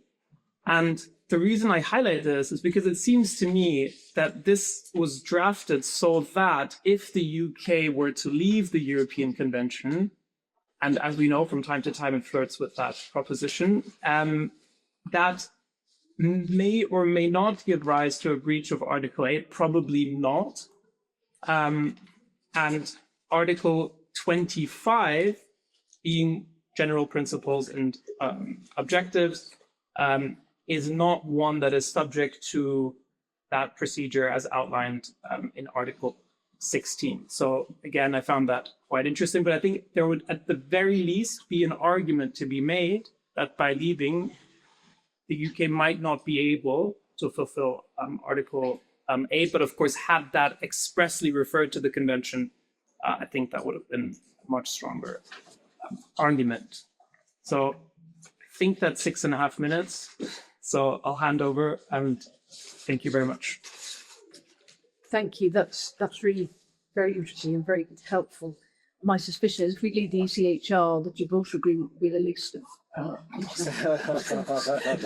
deep respect to Gibraltar. I mean, I think the TCA may well be the thing that's gone first and foremost, and the Good Friday Agreement shortly afterwards. Serious issues. So could we now turn to Fernando, and you're going to tell us about dispute settlement here. I shall try. So I'll be speaking about part 6 of the agreement for whoever has the agreement open. And it is a very, very interesting piece of treaty making, actually, because I don't know, for anybody like myself who's interested in the law of international organizations, to see such a robust dispute settlement involving an international organization that is also public is quite exciting. And the EU always delivers in this respect. So we really like to see this practice coming from the EU. Now, something that is interesting about the agreement is that part 6 is really closely modeled upon the TCA, the Trade and Cooperation Agreement. So the drafting has been as close as possible to the drafting of that agreement. And of course, we know that the TCA has been influenced by the withdrawal agreement. So there is here a bit of a chain of treaties where those dispute settlement provisions have been honed. And now there is a bit of a blueprint maybe for the EU to deal with any states that happen to leave but keep some sort of trade and cooperation agreement with it. Now, I thought I would focus on 3 general points about the agreement, which are points of overlap with the TCA, and then emphasize just a couple of points of difference. The first general point of overlap between the TCA and the Gibraltar Agreement is that the dispute settlement provisions will apply to most provisions of the treaty, but with several notable exceptions. So there are a few bits from the treaty that are carved out from the dispute settlement system. And this is all provided for in Article 301, and it will include, of course, Article 2, the red line here of sovereignty, but also it will carve out provisions from Title 2 of Part 1, the basis for cooperation, including the provisions that Nabil was mentioning before. Now, there is a possibility for disputes falling under the accepted provisions to be referred to the Cooperation Council, but that's it. So it would be political dispute settlement, it wouldn't be legal dispute settlement. Now, the second general point of overlap that I thought I would highlight is that dispute settlements will be broadly divided into 3 steps. First of all, consultations, some old-fashioned political dispute settlement, but here done under the auspices in the framework of the Cooperation Council. Then secondly, we have the prize arbitration, resulting, of course, in the issuing of a binding ruling by the arbitral tribunal constituted to hear the dispute. And then thirdly, there will be a stage of compliance, assuming here that there is an arbitral tribunal ruling to be complied with. And this is a very detailed set of provisions where it is envisaged that the respondent state or international organization, as the case may be, either the UK or the EU, can take temporary measures of compliance, including temporary compensation, if they cannot just comply with the ruling in a very full, complete way. But also there is possibility of the claimant party, either, again, the EU or the UK, to suspend obligations from the treaty.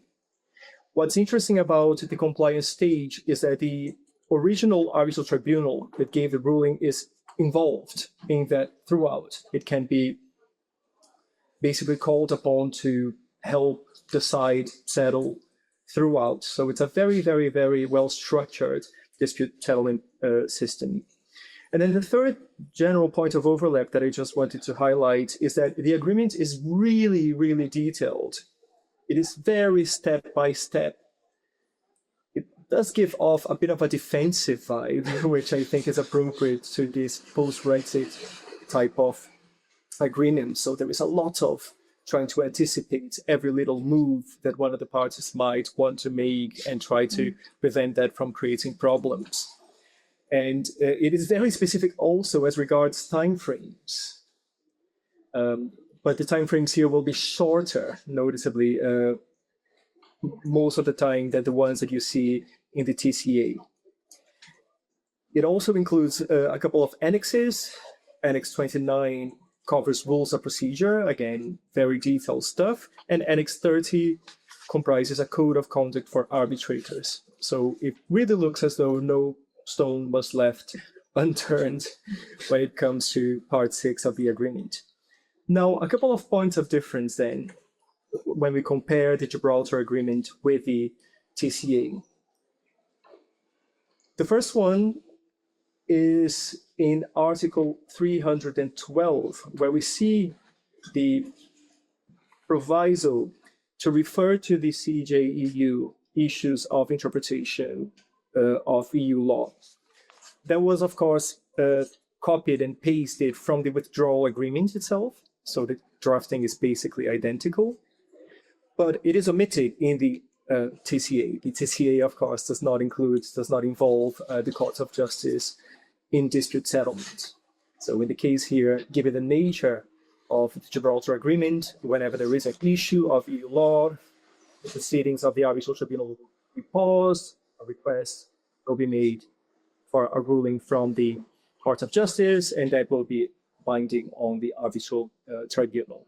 So EU law, of course, has to make a comeback in dispute settlement as well. And then the second point of difference that I thought I would highlight is to be found in Article 301, Paragraph 6. And it takes us back to Article 2, the sovereignty question, the big red line. So, of course, disputes revolving around Article 2, which is a provision not to agree on anything and to reserve everything. Disputes under Article 2 are excluded from dispute settlement under 301, Paragraph 2.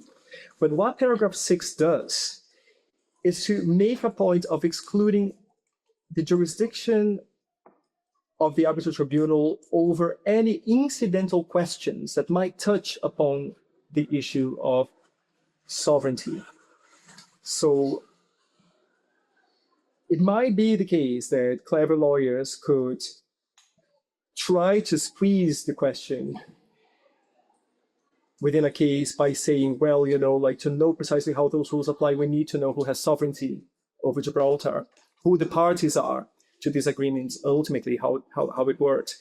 And Paragraph 6 just says, no way, if there is any attempt to do that, if there is any attempt to argue about sovereignty as an incidental question, the tribunal shall declare automatically that it lacks jurisdiction and will not even come close to that. And Jamie perhaps can comment on that or not. I suspect that this is a direct lesson learned on the part of the UK in particular from the Chagos Marine Protected Area arbitration that the UK had with Mauritius under the auspices of the PCA, which was a case brought under the UN Convention on the Law of the Sea, but in which Mauritius tried to bring as an incidental question the issue of who has sovereignty of over the Chagos archipelago. Mauritius was basically saying, listen, the UK cannot be considered a coastal state for the purposes of applying UNCLOS, so we cannot establish this marine protected area.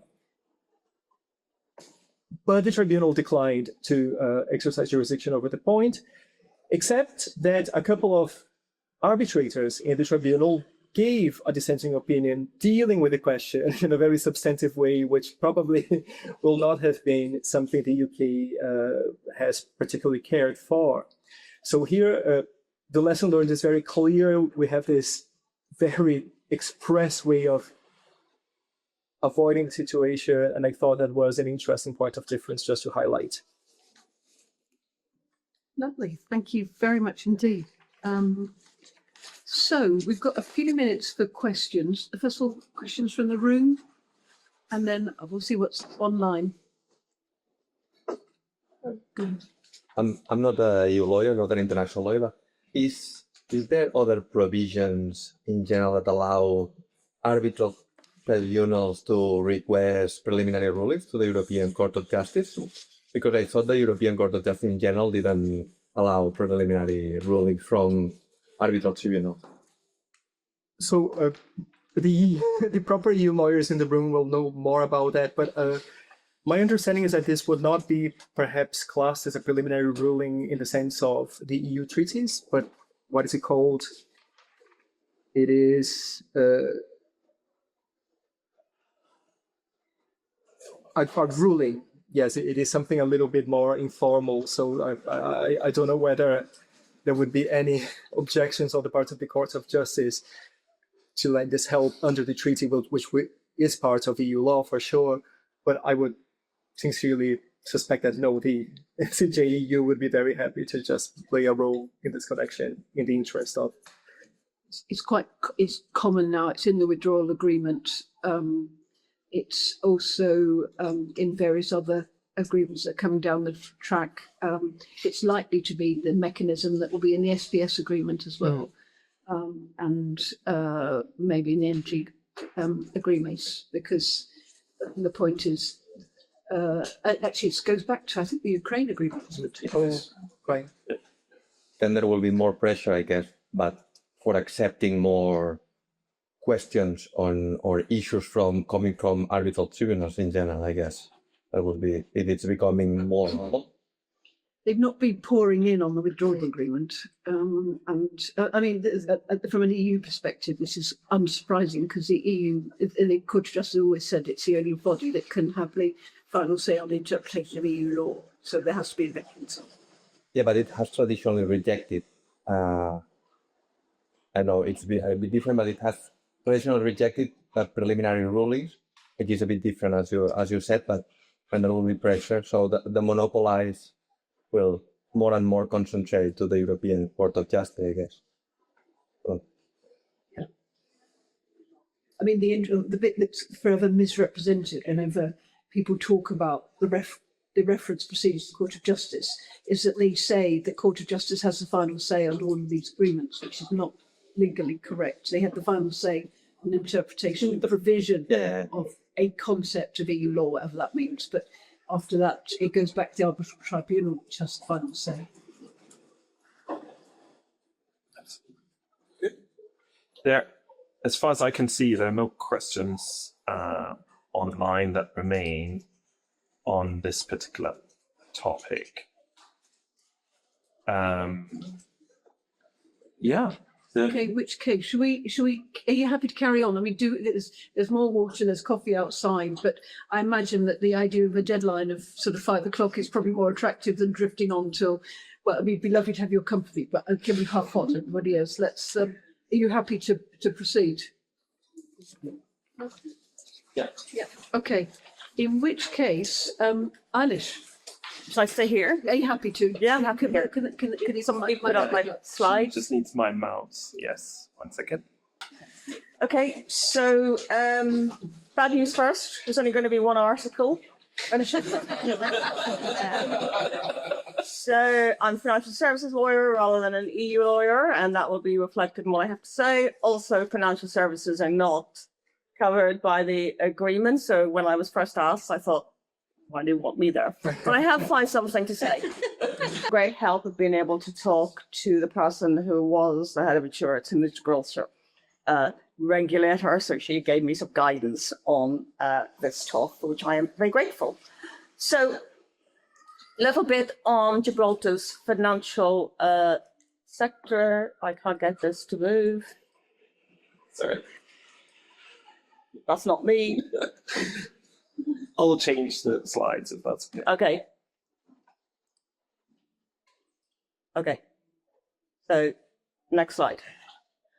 Okay, it's Gibraltar's financial services industry. It's essentially part of an international financial centre. It's, I think, the second biggest part of the economy and services after gambling, which is coming later in this talk.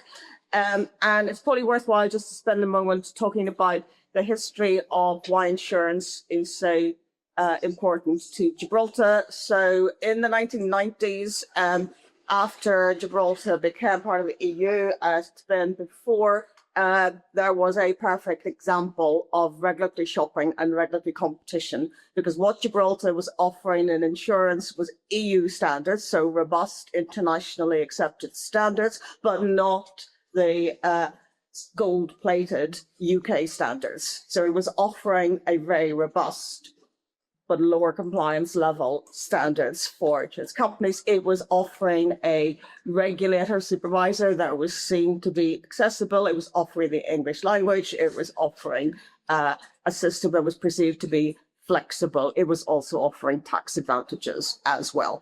So for that period, insurance services really boomed in Gibraltar and part of a broader boom in the economy.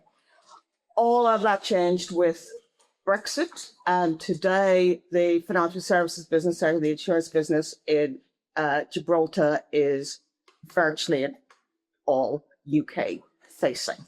So that's the world that Gibraltar occupies in financial services. Its relationship with the UK is key.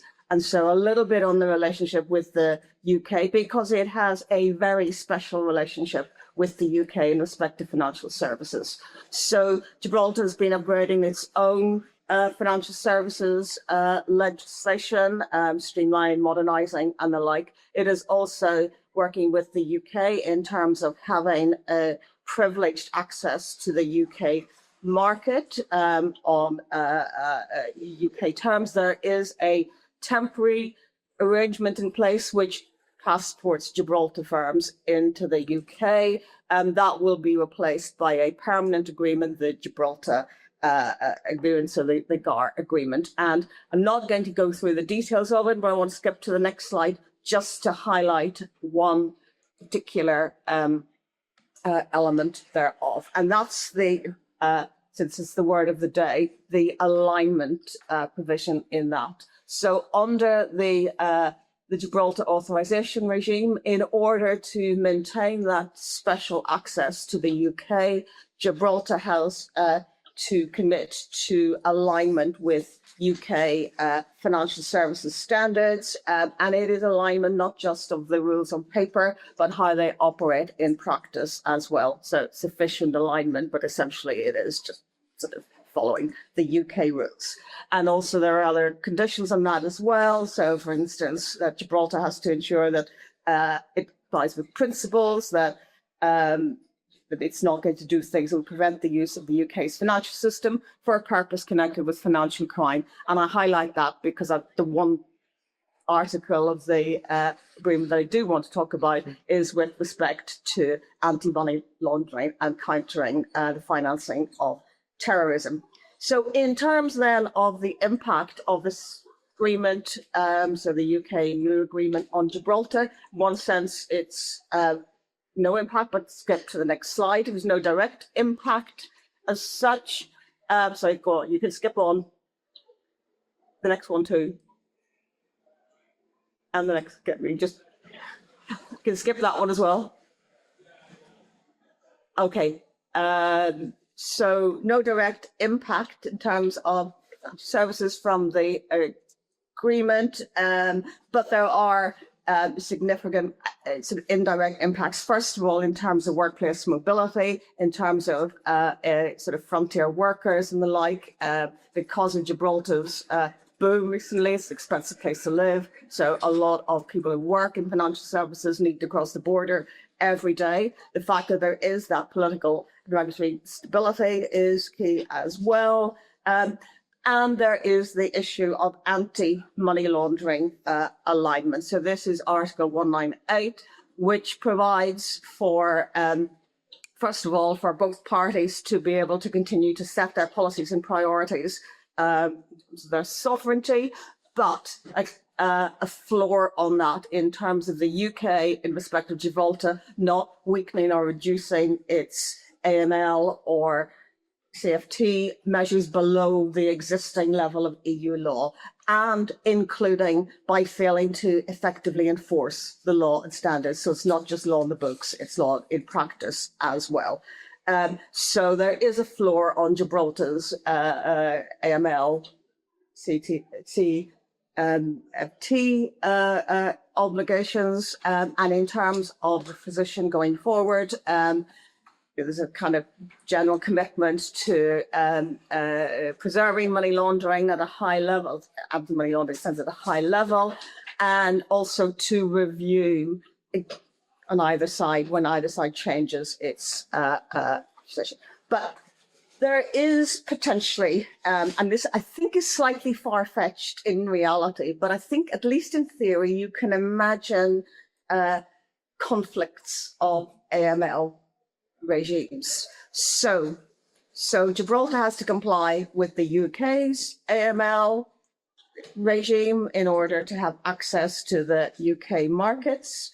It also has to comply with the EU measures under this agreement, but over time, the UK's measures may diverge from those in Gibraltar, or they may be applied and enforced differently. So the Gibraltar's supervisor may, at some level, not be enforcing appropriately AML legislation. So you have that position then where Gibraltar could potentially face kind of caught in the middle between contradictory compliance burdens, or even potentially could find itself in a position where it is compliant under UK law, not under EU law.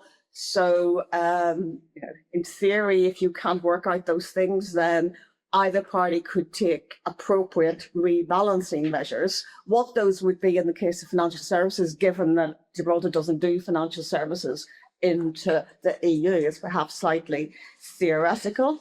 But you could imagine a world in which if that theoretical mismatch occurred, then somehow from the EU's perspective, Gibraltar is now below where it should be in terms of AML. That triggers a financial action task force. Gibraltar finds itself back on the grey list. That in turn means that it is no longer doing things what it should be doing internationally to prevent financial crime. That means actually it kind of flows back into no longer having access to the UK, because the UK authorization regime requires it to maintain those principles of international standards against financial crime.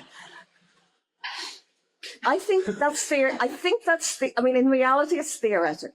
I think the most likely situations where it will arise will be that you have a moment in time where, for example, a country is on the EU's list and not on the UK's list, or the UK has adopted a new piece of legislation or the EU, and there's just a timing issue. So I think, those are the realities. They will need to be managed, and there is a process to manage them in Article 198. But it is an example of a situation where you have two commitments to alignment, which potentially at least could come into friction with each other. I'll stop there. Cool. Thank you. Thank you very much, Eilís. And that was a very good segue to Peter. Thank you, Peter, for waiting. we've heard about financial services, which obviously important, but gambling sounds more fun.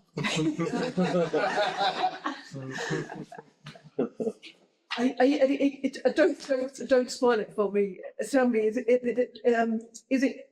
No, I won't ask if it's fun. But is it? Do you enjoy working on the Gibraltar regulation of gambling? Well, I mean, enjoyment as much as anything else. Yes, it's intellectually quite stimulating. But you can hear me well, can you all? Okay. Well, good afternoon to you all. Apologies for not having a PowerPoint presentation. But what I'd like to do, and let me just take you through the sort of structure of my comments. If you permit me, Catherine, I'd like to make some introductory observations, then perhaps talk about what the treaty does or doesn't do in the context of gambling in the areas of regulation, taxation, and then the cross-border effects of the treaty as it impacts on the gaming sector. So if I start, first of all, with some observations. Like Jamie, I am the other Gibraltarian on these panels, so I come with a very Gibraltar focus. And thank you all for interesting yourselves in our little rock. It's great that it generates a lot of intellectual interest. Just a few observations. I mean, it's ironic that when we were part of the EU, and we were part of the EU for many years with the UK, we're not, of course, part of the UK. I keep on stressing. But when we were in the EU with the UK, we had freedom of movement of people, for services, and of capital. And the services sector was very important. I'll come back to that. But we never had freedom of movement of goods. So what the treaty now delivers is two things we never had, which is effectively freedom of movement of goods and mobility within the Schengen area, because the UK decided not to be part of Schengen, and it dragged us into that position, even though we would willingly have been part of the Schengen area when that was first conceived. So the treaty, although it gives us more Europe, as Jamie was saying, we are keen to have, it gives us a very different version of Europe to the one we had pre-Brexit. So then moving on to what that means, in terms of financial services, my observation, as has been pointed out, Gibraltar had a financial services industry that passported into Europe.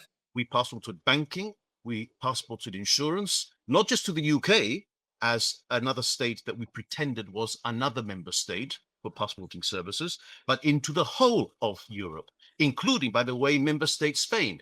Member state Spain quite regularly accepted Gibraltar institutions and Gibraltar services passporting into Spain, albeit using a very elaborate, what we used to call post-boxing arrangement, which required the Gibraltar regulator to give notifications via the Foreign Office and onto Madrid. So Madrid turned a blind eye to the fact that it knew it was coming from Gibraltar, but it comes via the post box of London, and therefore it worked. It was very pragmatic, and it worked very well. But the point is that we lost that with Brexit, and of course this treaty doesn't make up for it. We were given continued. It's something we had under the EU arrangements. We were given continued access to the UK in financial services as a sort of consolation prize for Brexit. But we have lost the whole of the greenlit markets, and that represents a real adverse effect. But dealing now with gambling, when I say gambling, of course, the reason I think that we're talking about gambling and financial services, but just to put it into context, gambling and financial services represents at least 35% of the Gibraltar economy. And when I say gambling, we have no tradition in Gibraltar of land-based casinos. Gibraltar is not like Las Vegas. We haven't got a strip of casinos. When we talk about gambling, we are talking only really about remote gambling. Gambling undertaken by the internet, something which started originally as telephone betting, very small, and then from 2005, 2006 onwards became remote gambling. And in that area, we're not unique. Our competitors in Europe are Malta, Alderney, and the Isle of Man. So we have EU member state that does exactly the same things we do, provides cross-frontier services across Europe and across the world, Malta, and we have the Isle of Man and Alderney that are also British territories in a similar area. But the gaming industry, which is remote in Gibraltar, has a very significant physical presence here. These are not virtual presences. They all have full control and management. And the vast majority, or certainly at least 3/4 of the staff working in financial services and in gaming will live in Spain and work in Gibraltar. And generally within the economy, just to now put the treaty into context, in the economy generally, I'd say about 50% of our workforce comes in across the frontier every day. And that explains why such prominence was given to the importance of mobility in this treaty.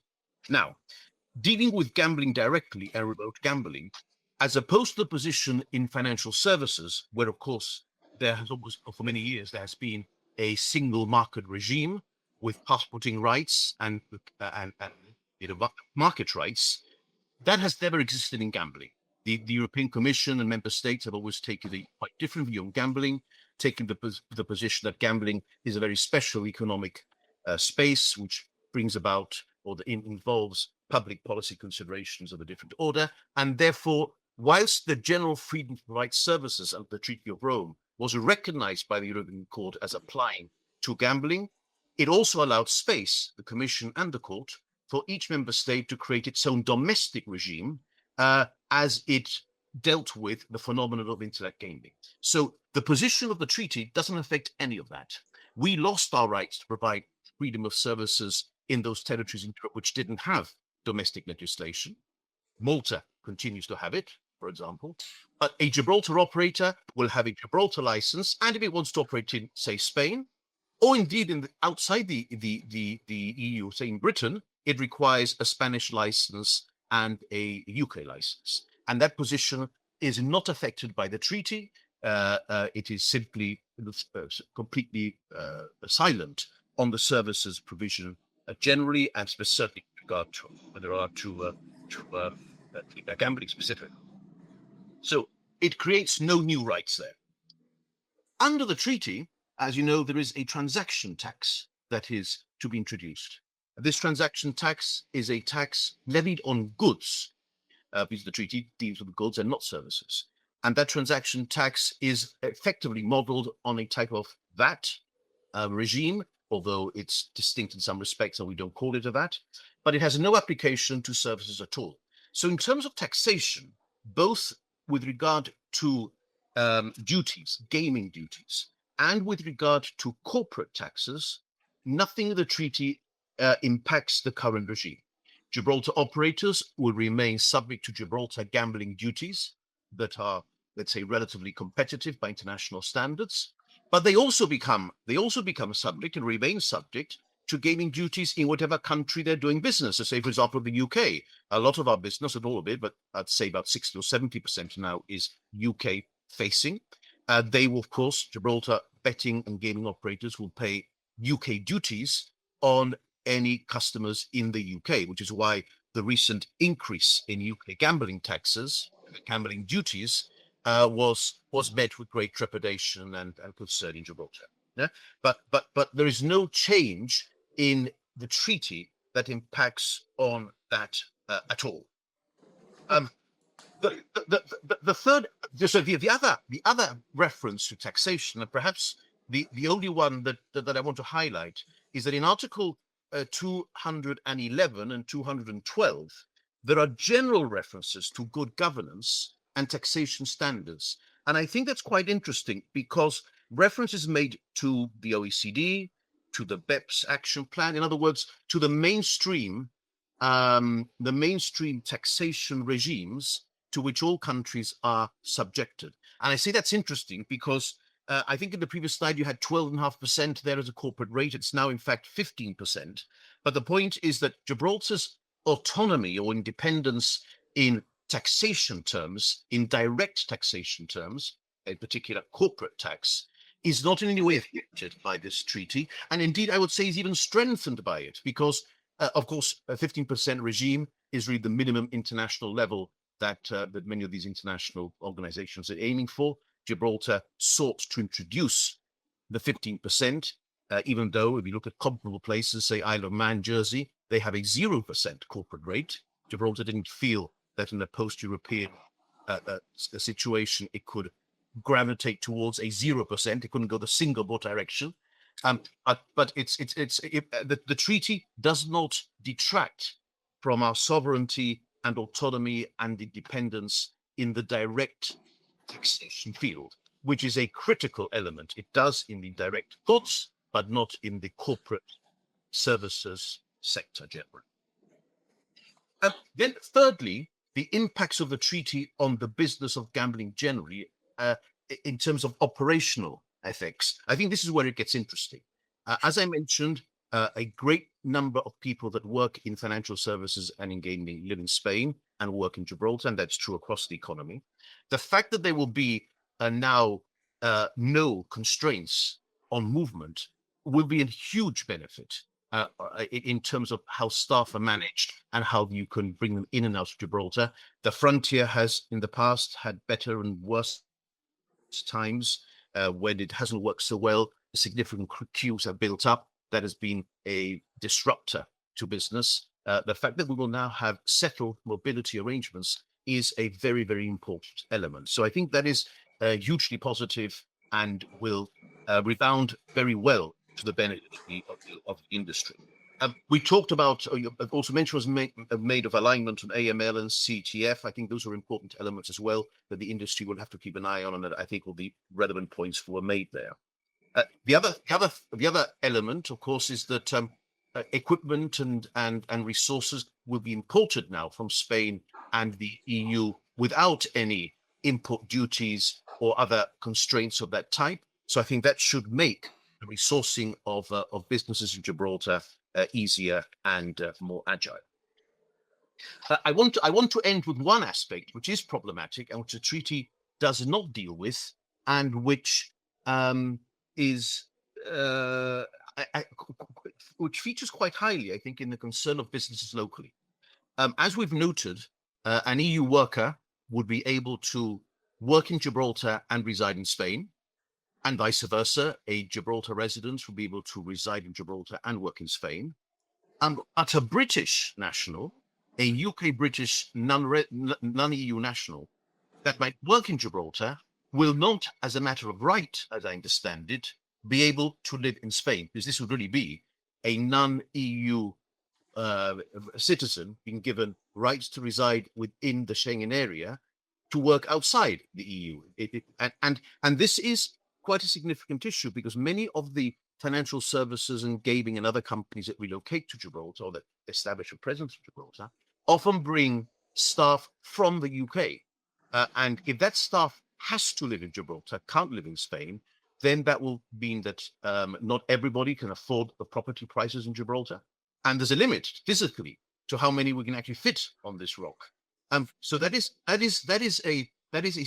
an interesting feature, which I think should be addressed, given the purpose of the treaty. Article 1 of the treaty is to create this shared zone of prosperity between ourselves and the adjoining campo. If you're going to do that, you don't want to make difficult one of the important elements of this dynamic, which is attracting Anglo-Saxon business and operators to Gibraltar and the region in the way that we've seen over the last decade. So I pause there, but I hope that those reflections may have been of some interest. Thank you very much indeed, Peter. It's really good to hear you just talk about those old cases on gambling under Article 56 that and we know so well. Just really very good to hear what's happened to them and how the gambling industry is still managing somehow to survive despite Brexit. Turn now to Markus. Yeah, I have a PowerPoint, but I'm hesitant to show it because we're so late in the evening. No, it's Yeah. fiction. Full disclosure at the beginning. So this far exceeds my PowerPoint skills, so I used AI to help me put this together.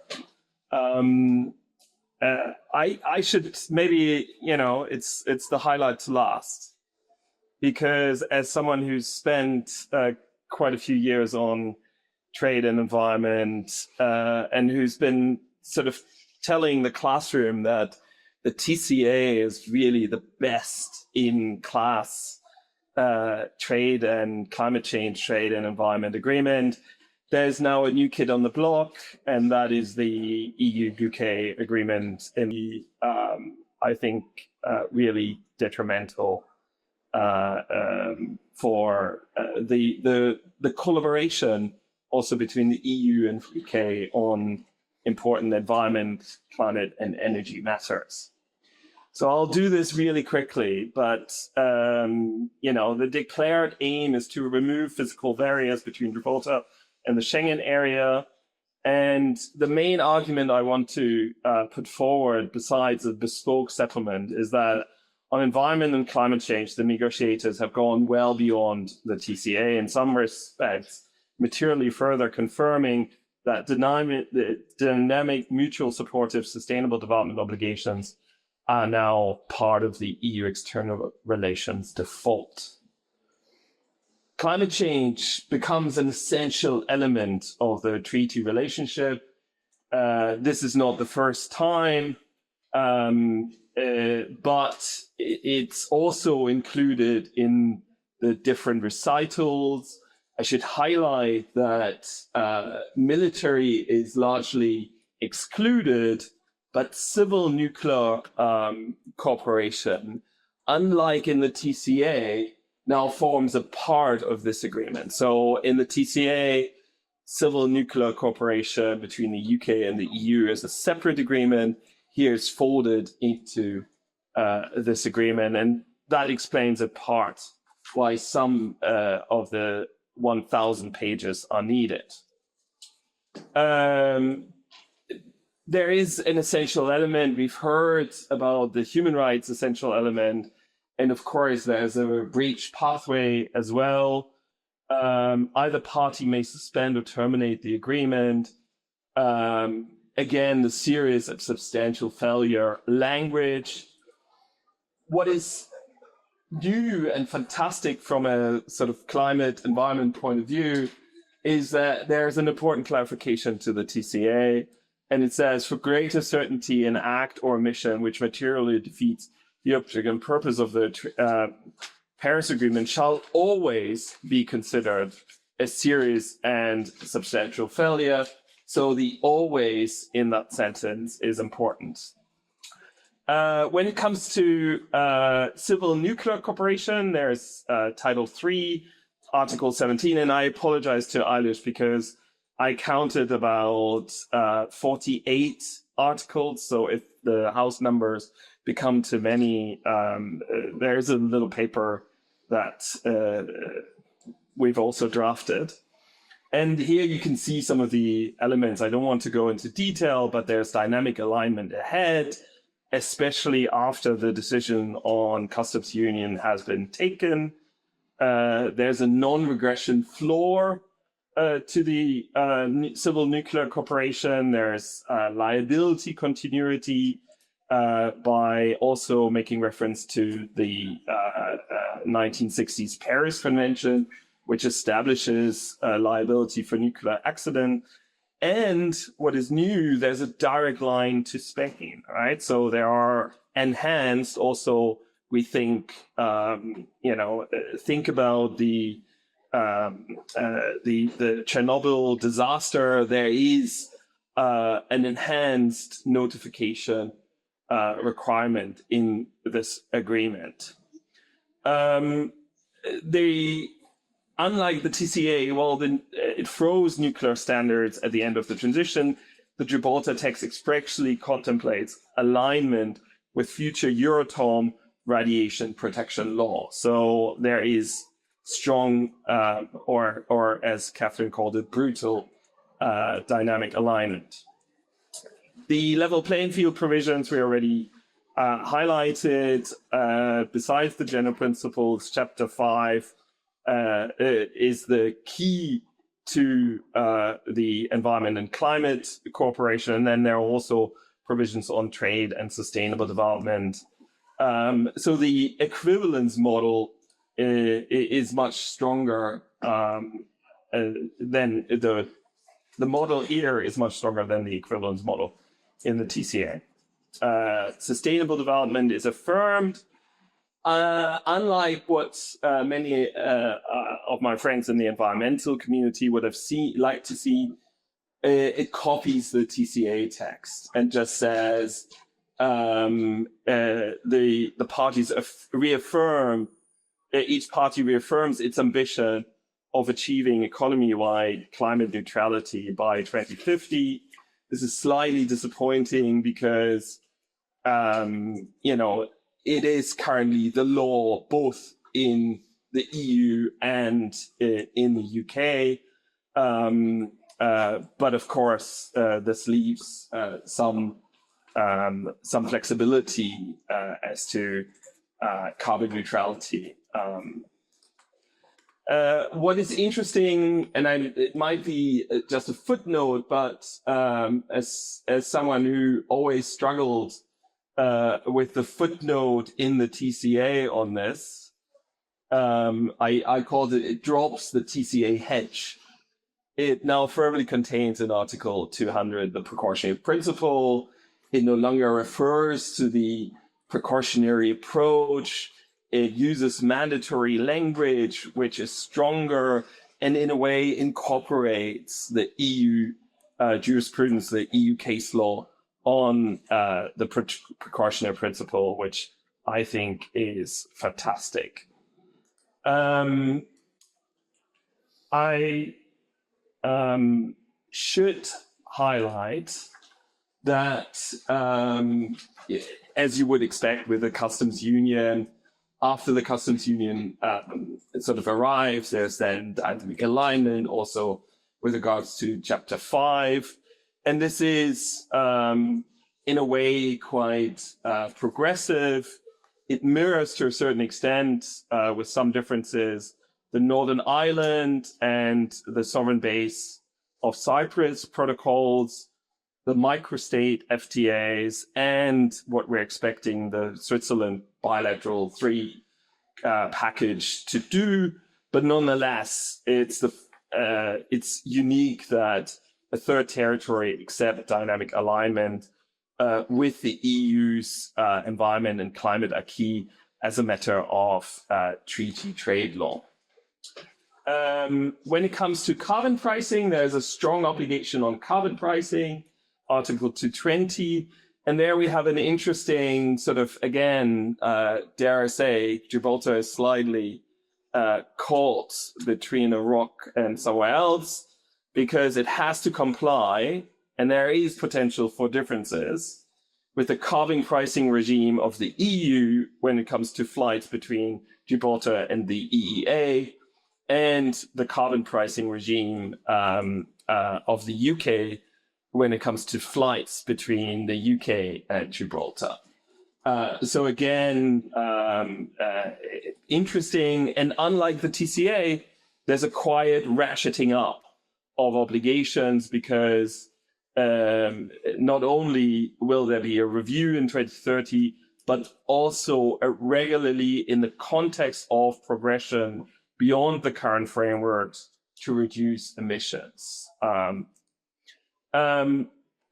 What is very important is the language on the common biosphere in Articles 221 and 222, because common biosphere is contained in the TCA and has proven to be extremely important in the UK-EU sand eel case, right? So the fact that we share a biosphere means that some of these obligations have to be interpreted a bit more strictly.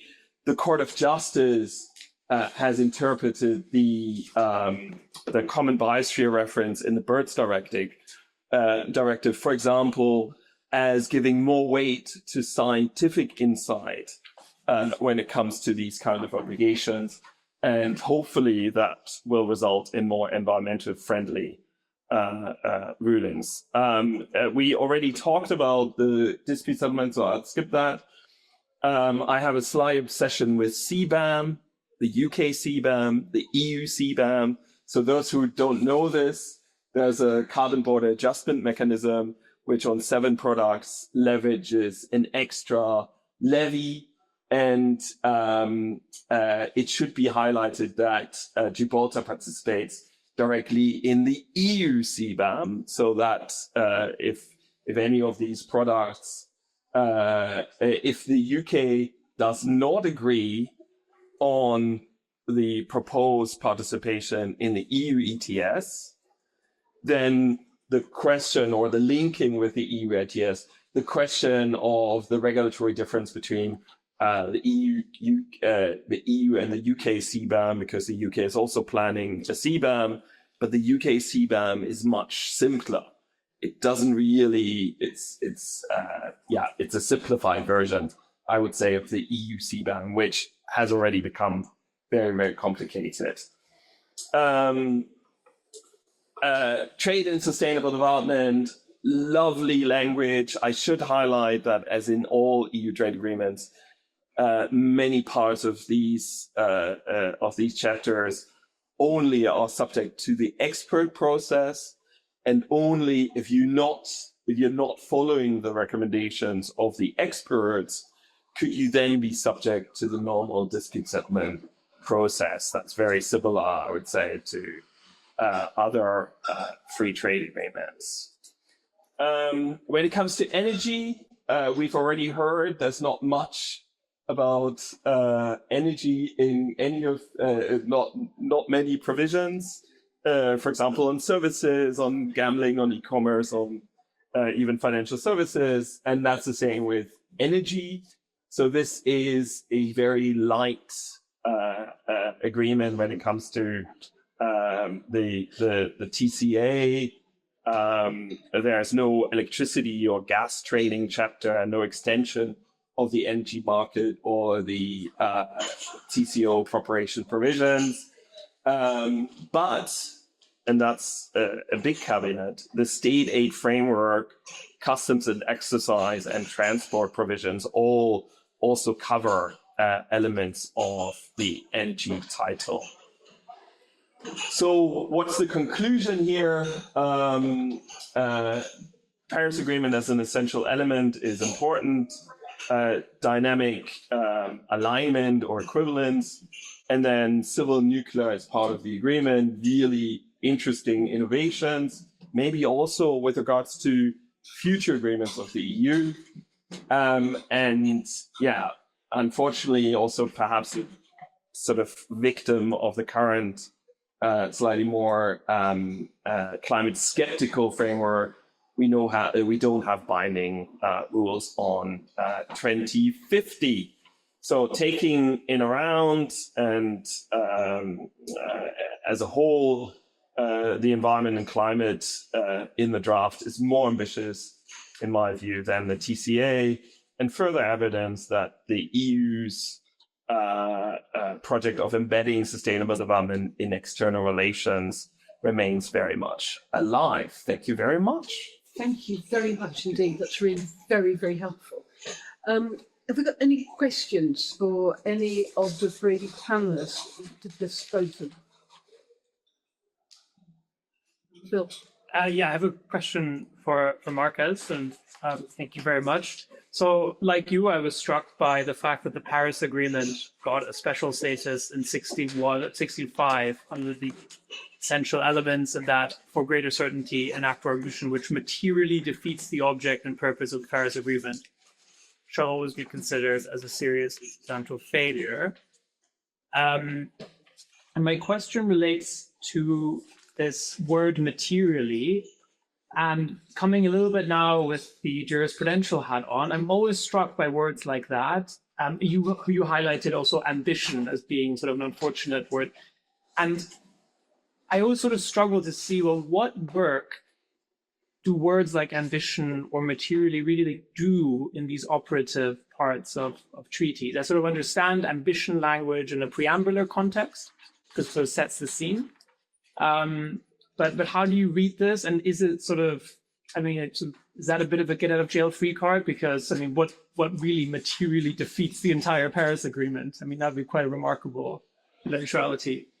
Yeah, so it's language trialed in both the TCA, but more concretely in the EU-New Zealand agreement, right, where they also use this materially defeating. It is slightly open to interpretation. So, for example, EU-Chile, EU-Mexico, and EU-Mercosur didn't agree on that language. I've written somewhat extensively that it's not triggering this provision, right? The provision is designed, dare I say, like the Brexit provision, not to be used. Okay. But of course, the object and purpose of a treaty has broader effects on the interpretation of the treaty. And for example, the UK used some of that objective language to its advantage, in my view, in the sand eel case, saying, we want higher ambition because we want to fulfill these kind of objectives. So, but you're quite right. What does materially defeat the object and purpose of the Paris Agreement? Well, withdrawing from the Paris Agreement, right? So that's the backstop. There's even questions if you no longer send, like Argentina did, no longer send a delegation to the negotiations, if you no longer have, climate protection at the national level, is that not sufficient to materially defeat the object and purpose of the Paris Agreement? So it's not a normal breach of the Paris Agreement. It goes beyond that, but certainly I think the community would agree that withdrawing from the Paris Agreement, withdrawing from the UNFCCC, like the US has just done, does fulfill this provision and would automatically trigger the material breach provisions. I wonder whether I can add to that, but the notion of material breach comes from the general of treaties as well. So if you take a look at the Vienna Convention on the Law of Treaties, it deals with material breach as one of the general grounds to withdraw or terminate an agreement. And then there is a definition there. It's a total repudiation or something that goes so against the object and purpose of the treaty that it becomes intolerable. Of course, it would be easier and nicer and more certain if those evaluative tests that we get from that language could be adjudicated by dispute settlement bodies. If we had courts or arbitral tribunals dealing with that, then we could get a body of case law that will, in a way, establish tests whereby we can really judge these things. But as we have seen, in the case of these agreements, probably there is an express desire to keep that for the parties to sort out, and at best, the cooperation council will maybe have a say. But it's not, the point is that it's not very different from any of the other evaluative tests that we find in law, right? So if you think about things like causation or fault, those are always a little bit generic. There is always a bit of a framework of analysis, and then we know what fault is, we know what legal causation is, because judges work this out in lots of cases. Okay, thank you. Alejandro, I think you've got a question. Thank you. Is another topic, and I would like to ask to Peter Montegriffo, a good friend, what do you think about the decision of Spain, yesterday decision of delisting Gibraltar from the tax haven list, the Spanish or tax haven list? Do you think that is symbolic, or has it any consequence, direct consequence in the financial life of Gibraltar? Thank you, Peter. Thank you, Alejandro. Well, I think it's more than symbolic. It's certainly long overdue, in that we think that having been taken out of the EU blacklist some time ago and the blacklist of other countries, that this move by Spain was one that was merited. But I think you're right in that this is evidence of the new approach. It obviously follows also not just from the treaty, but on the tax agreement that the UK and Spain entered into in respect of Gibraltar in relation to tax about 5 years ago, and which set the scene for much more transparency between Gibraltar and Spain on tax matters. I think that was an early indicator of a wish to be pragmatic on these matters. So I think Alejandro, it's hugely significant. And when it comes to Manival evaluations of our jurisdictions, for example, and generally compliance with international norms, the fact that our neighbour, with whom we expect to have a deeper and better relationship going forward, has taken this step, I think is really, really positive and much celebrated. I hope we'll have a public holiday given in celebration of it.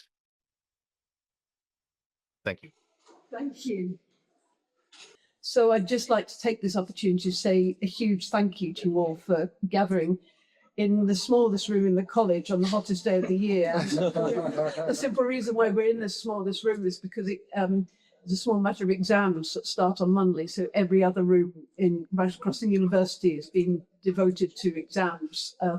But because this is the smallest and hottest room, they've decided not to inflict that on the poor students taking exams, which is why we're in here. But I wanted to say a huge thank you to you all for giving up your time. If anyone would like to write up their contribution, we would very much welcome it for the Cambridge Yearbook. It would be quite nice to have a small section on the Gibraltar approval, because as you say, it might be a small rock, but the implications are actually quite broad. So thank you. Now there should be, Amelia, can you see there's wine out? There should be wine outside good. So may I suggest that we call it a day here, go and get yourself some wine and either have it in the dark out there or in the light in here. It's a bit cooler out there, but it's a bit lighter here. And to those of you online, thank you so much. Thank you so much to all.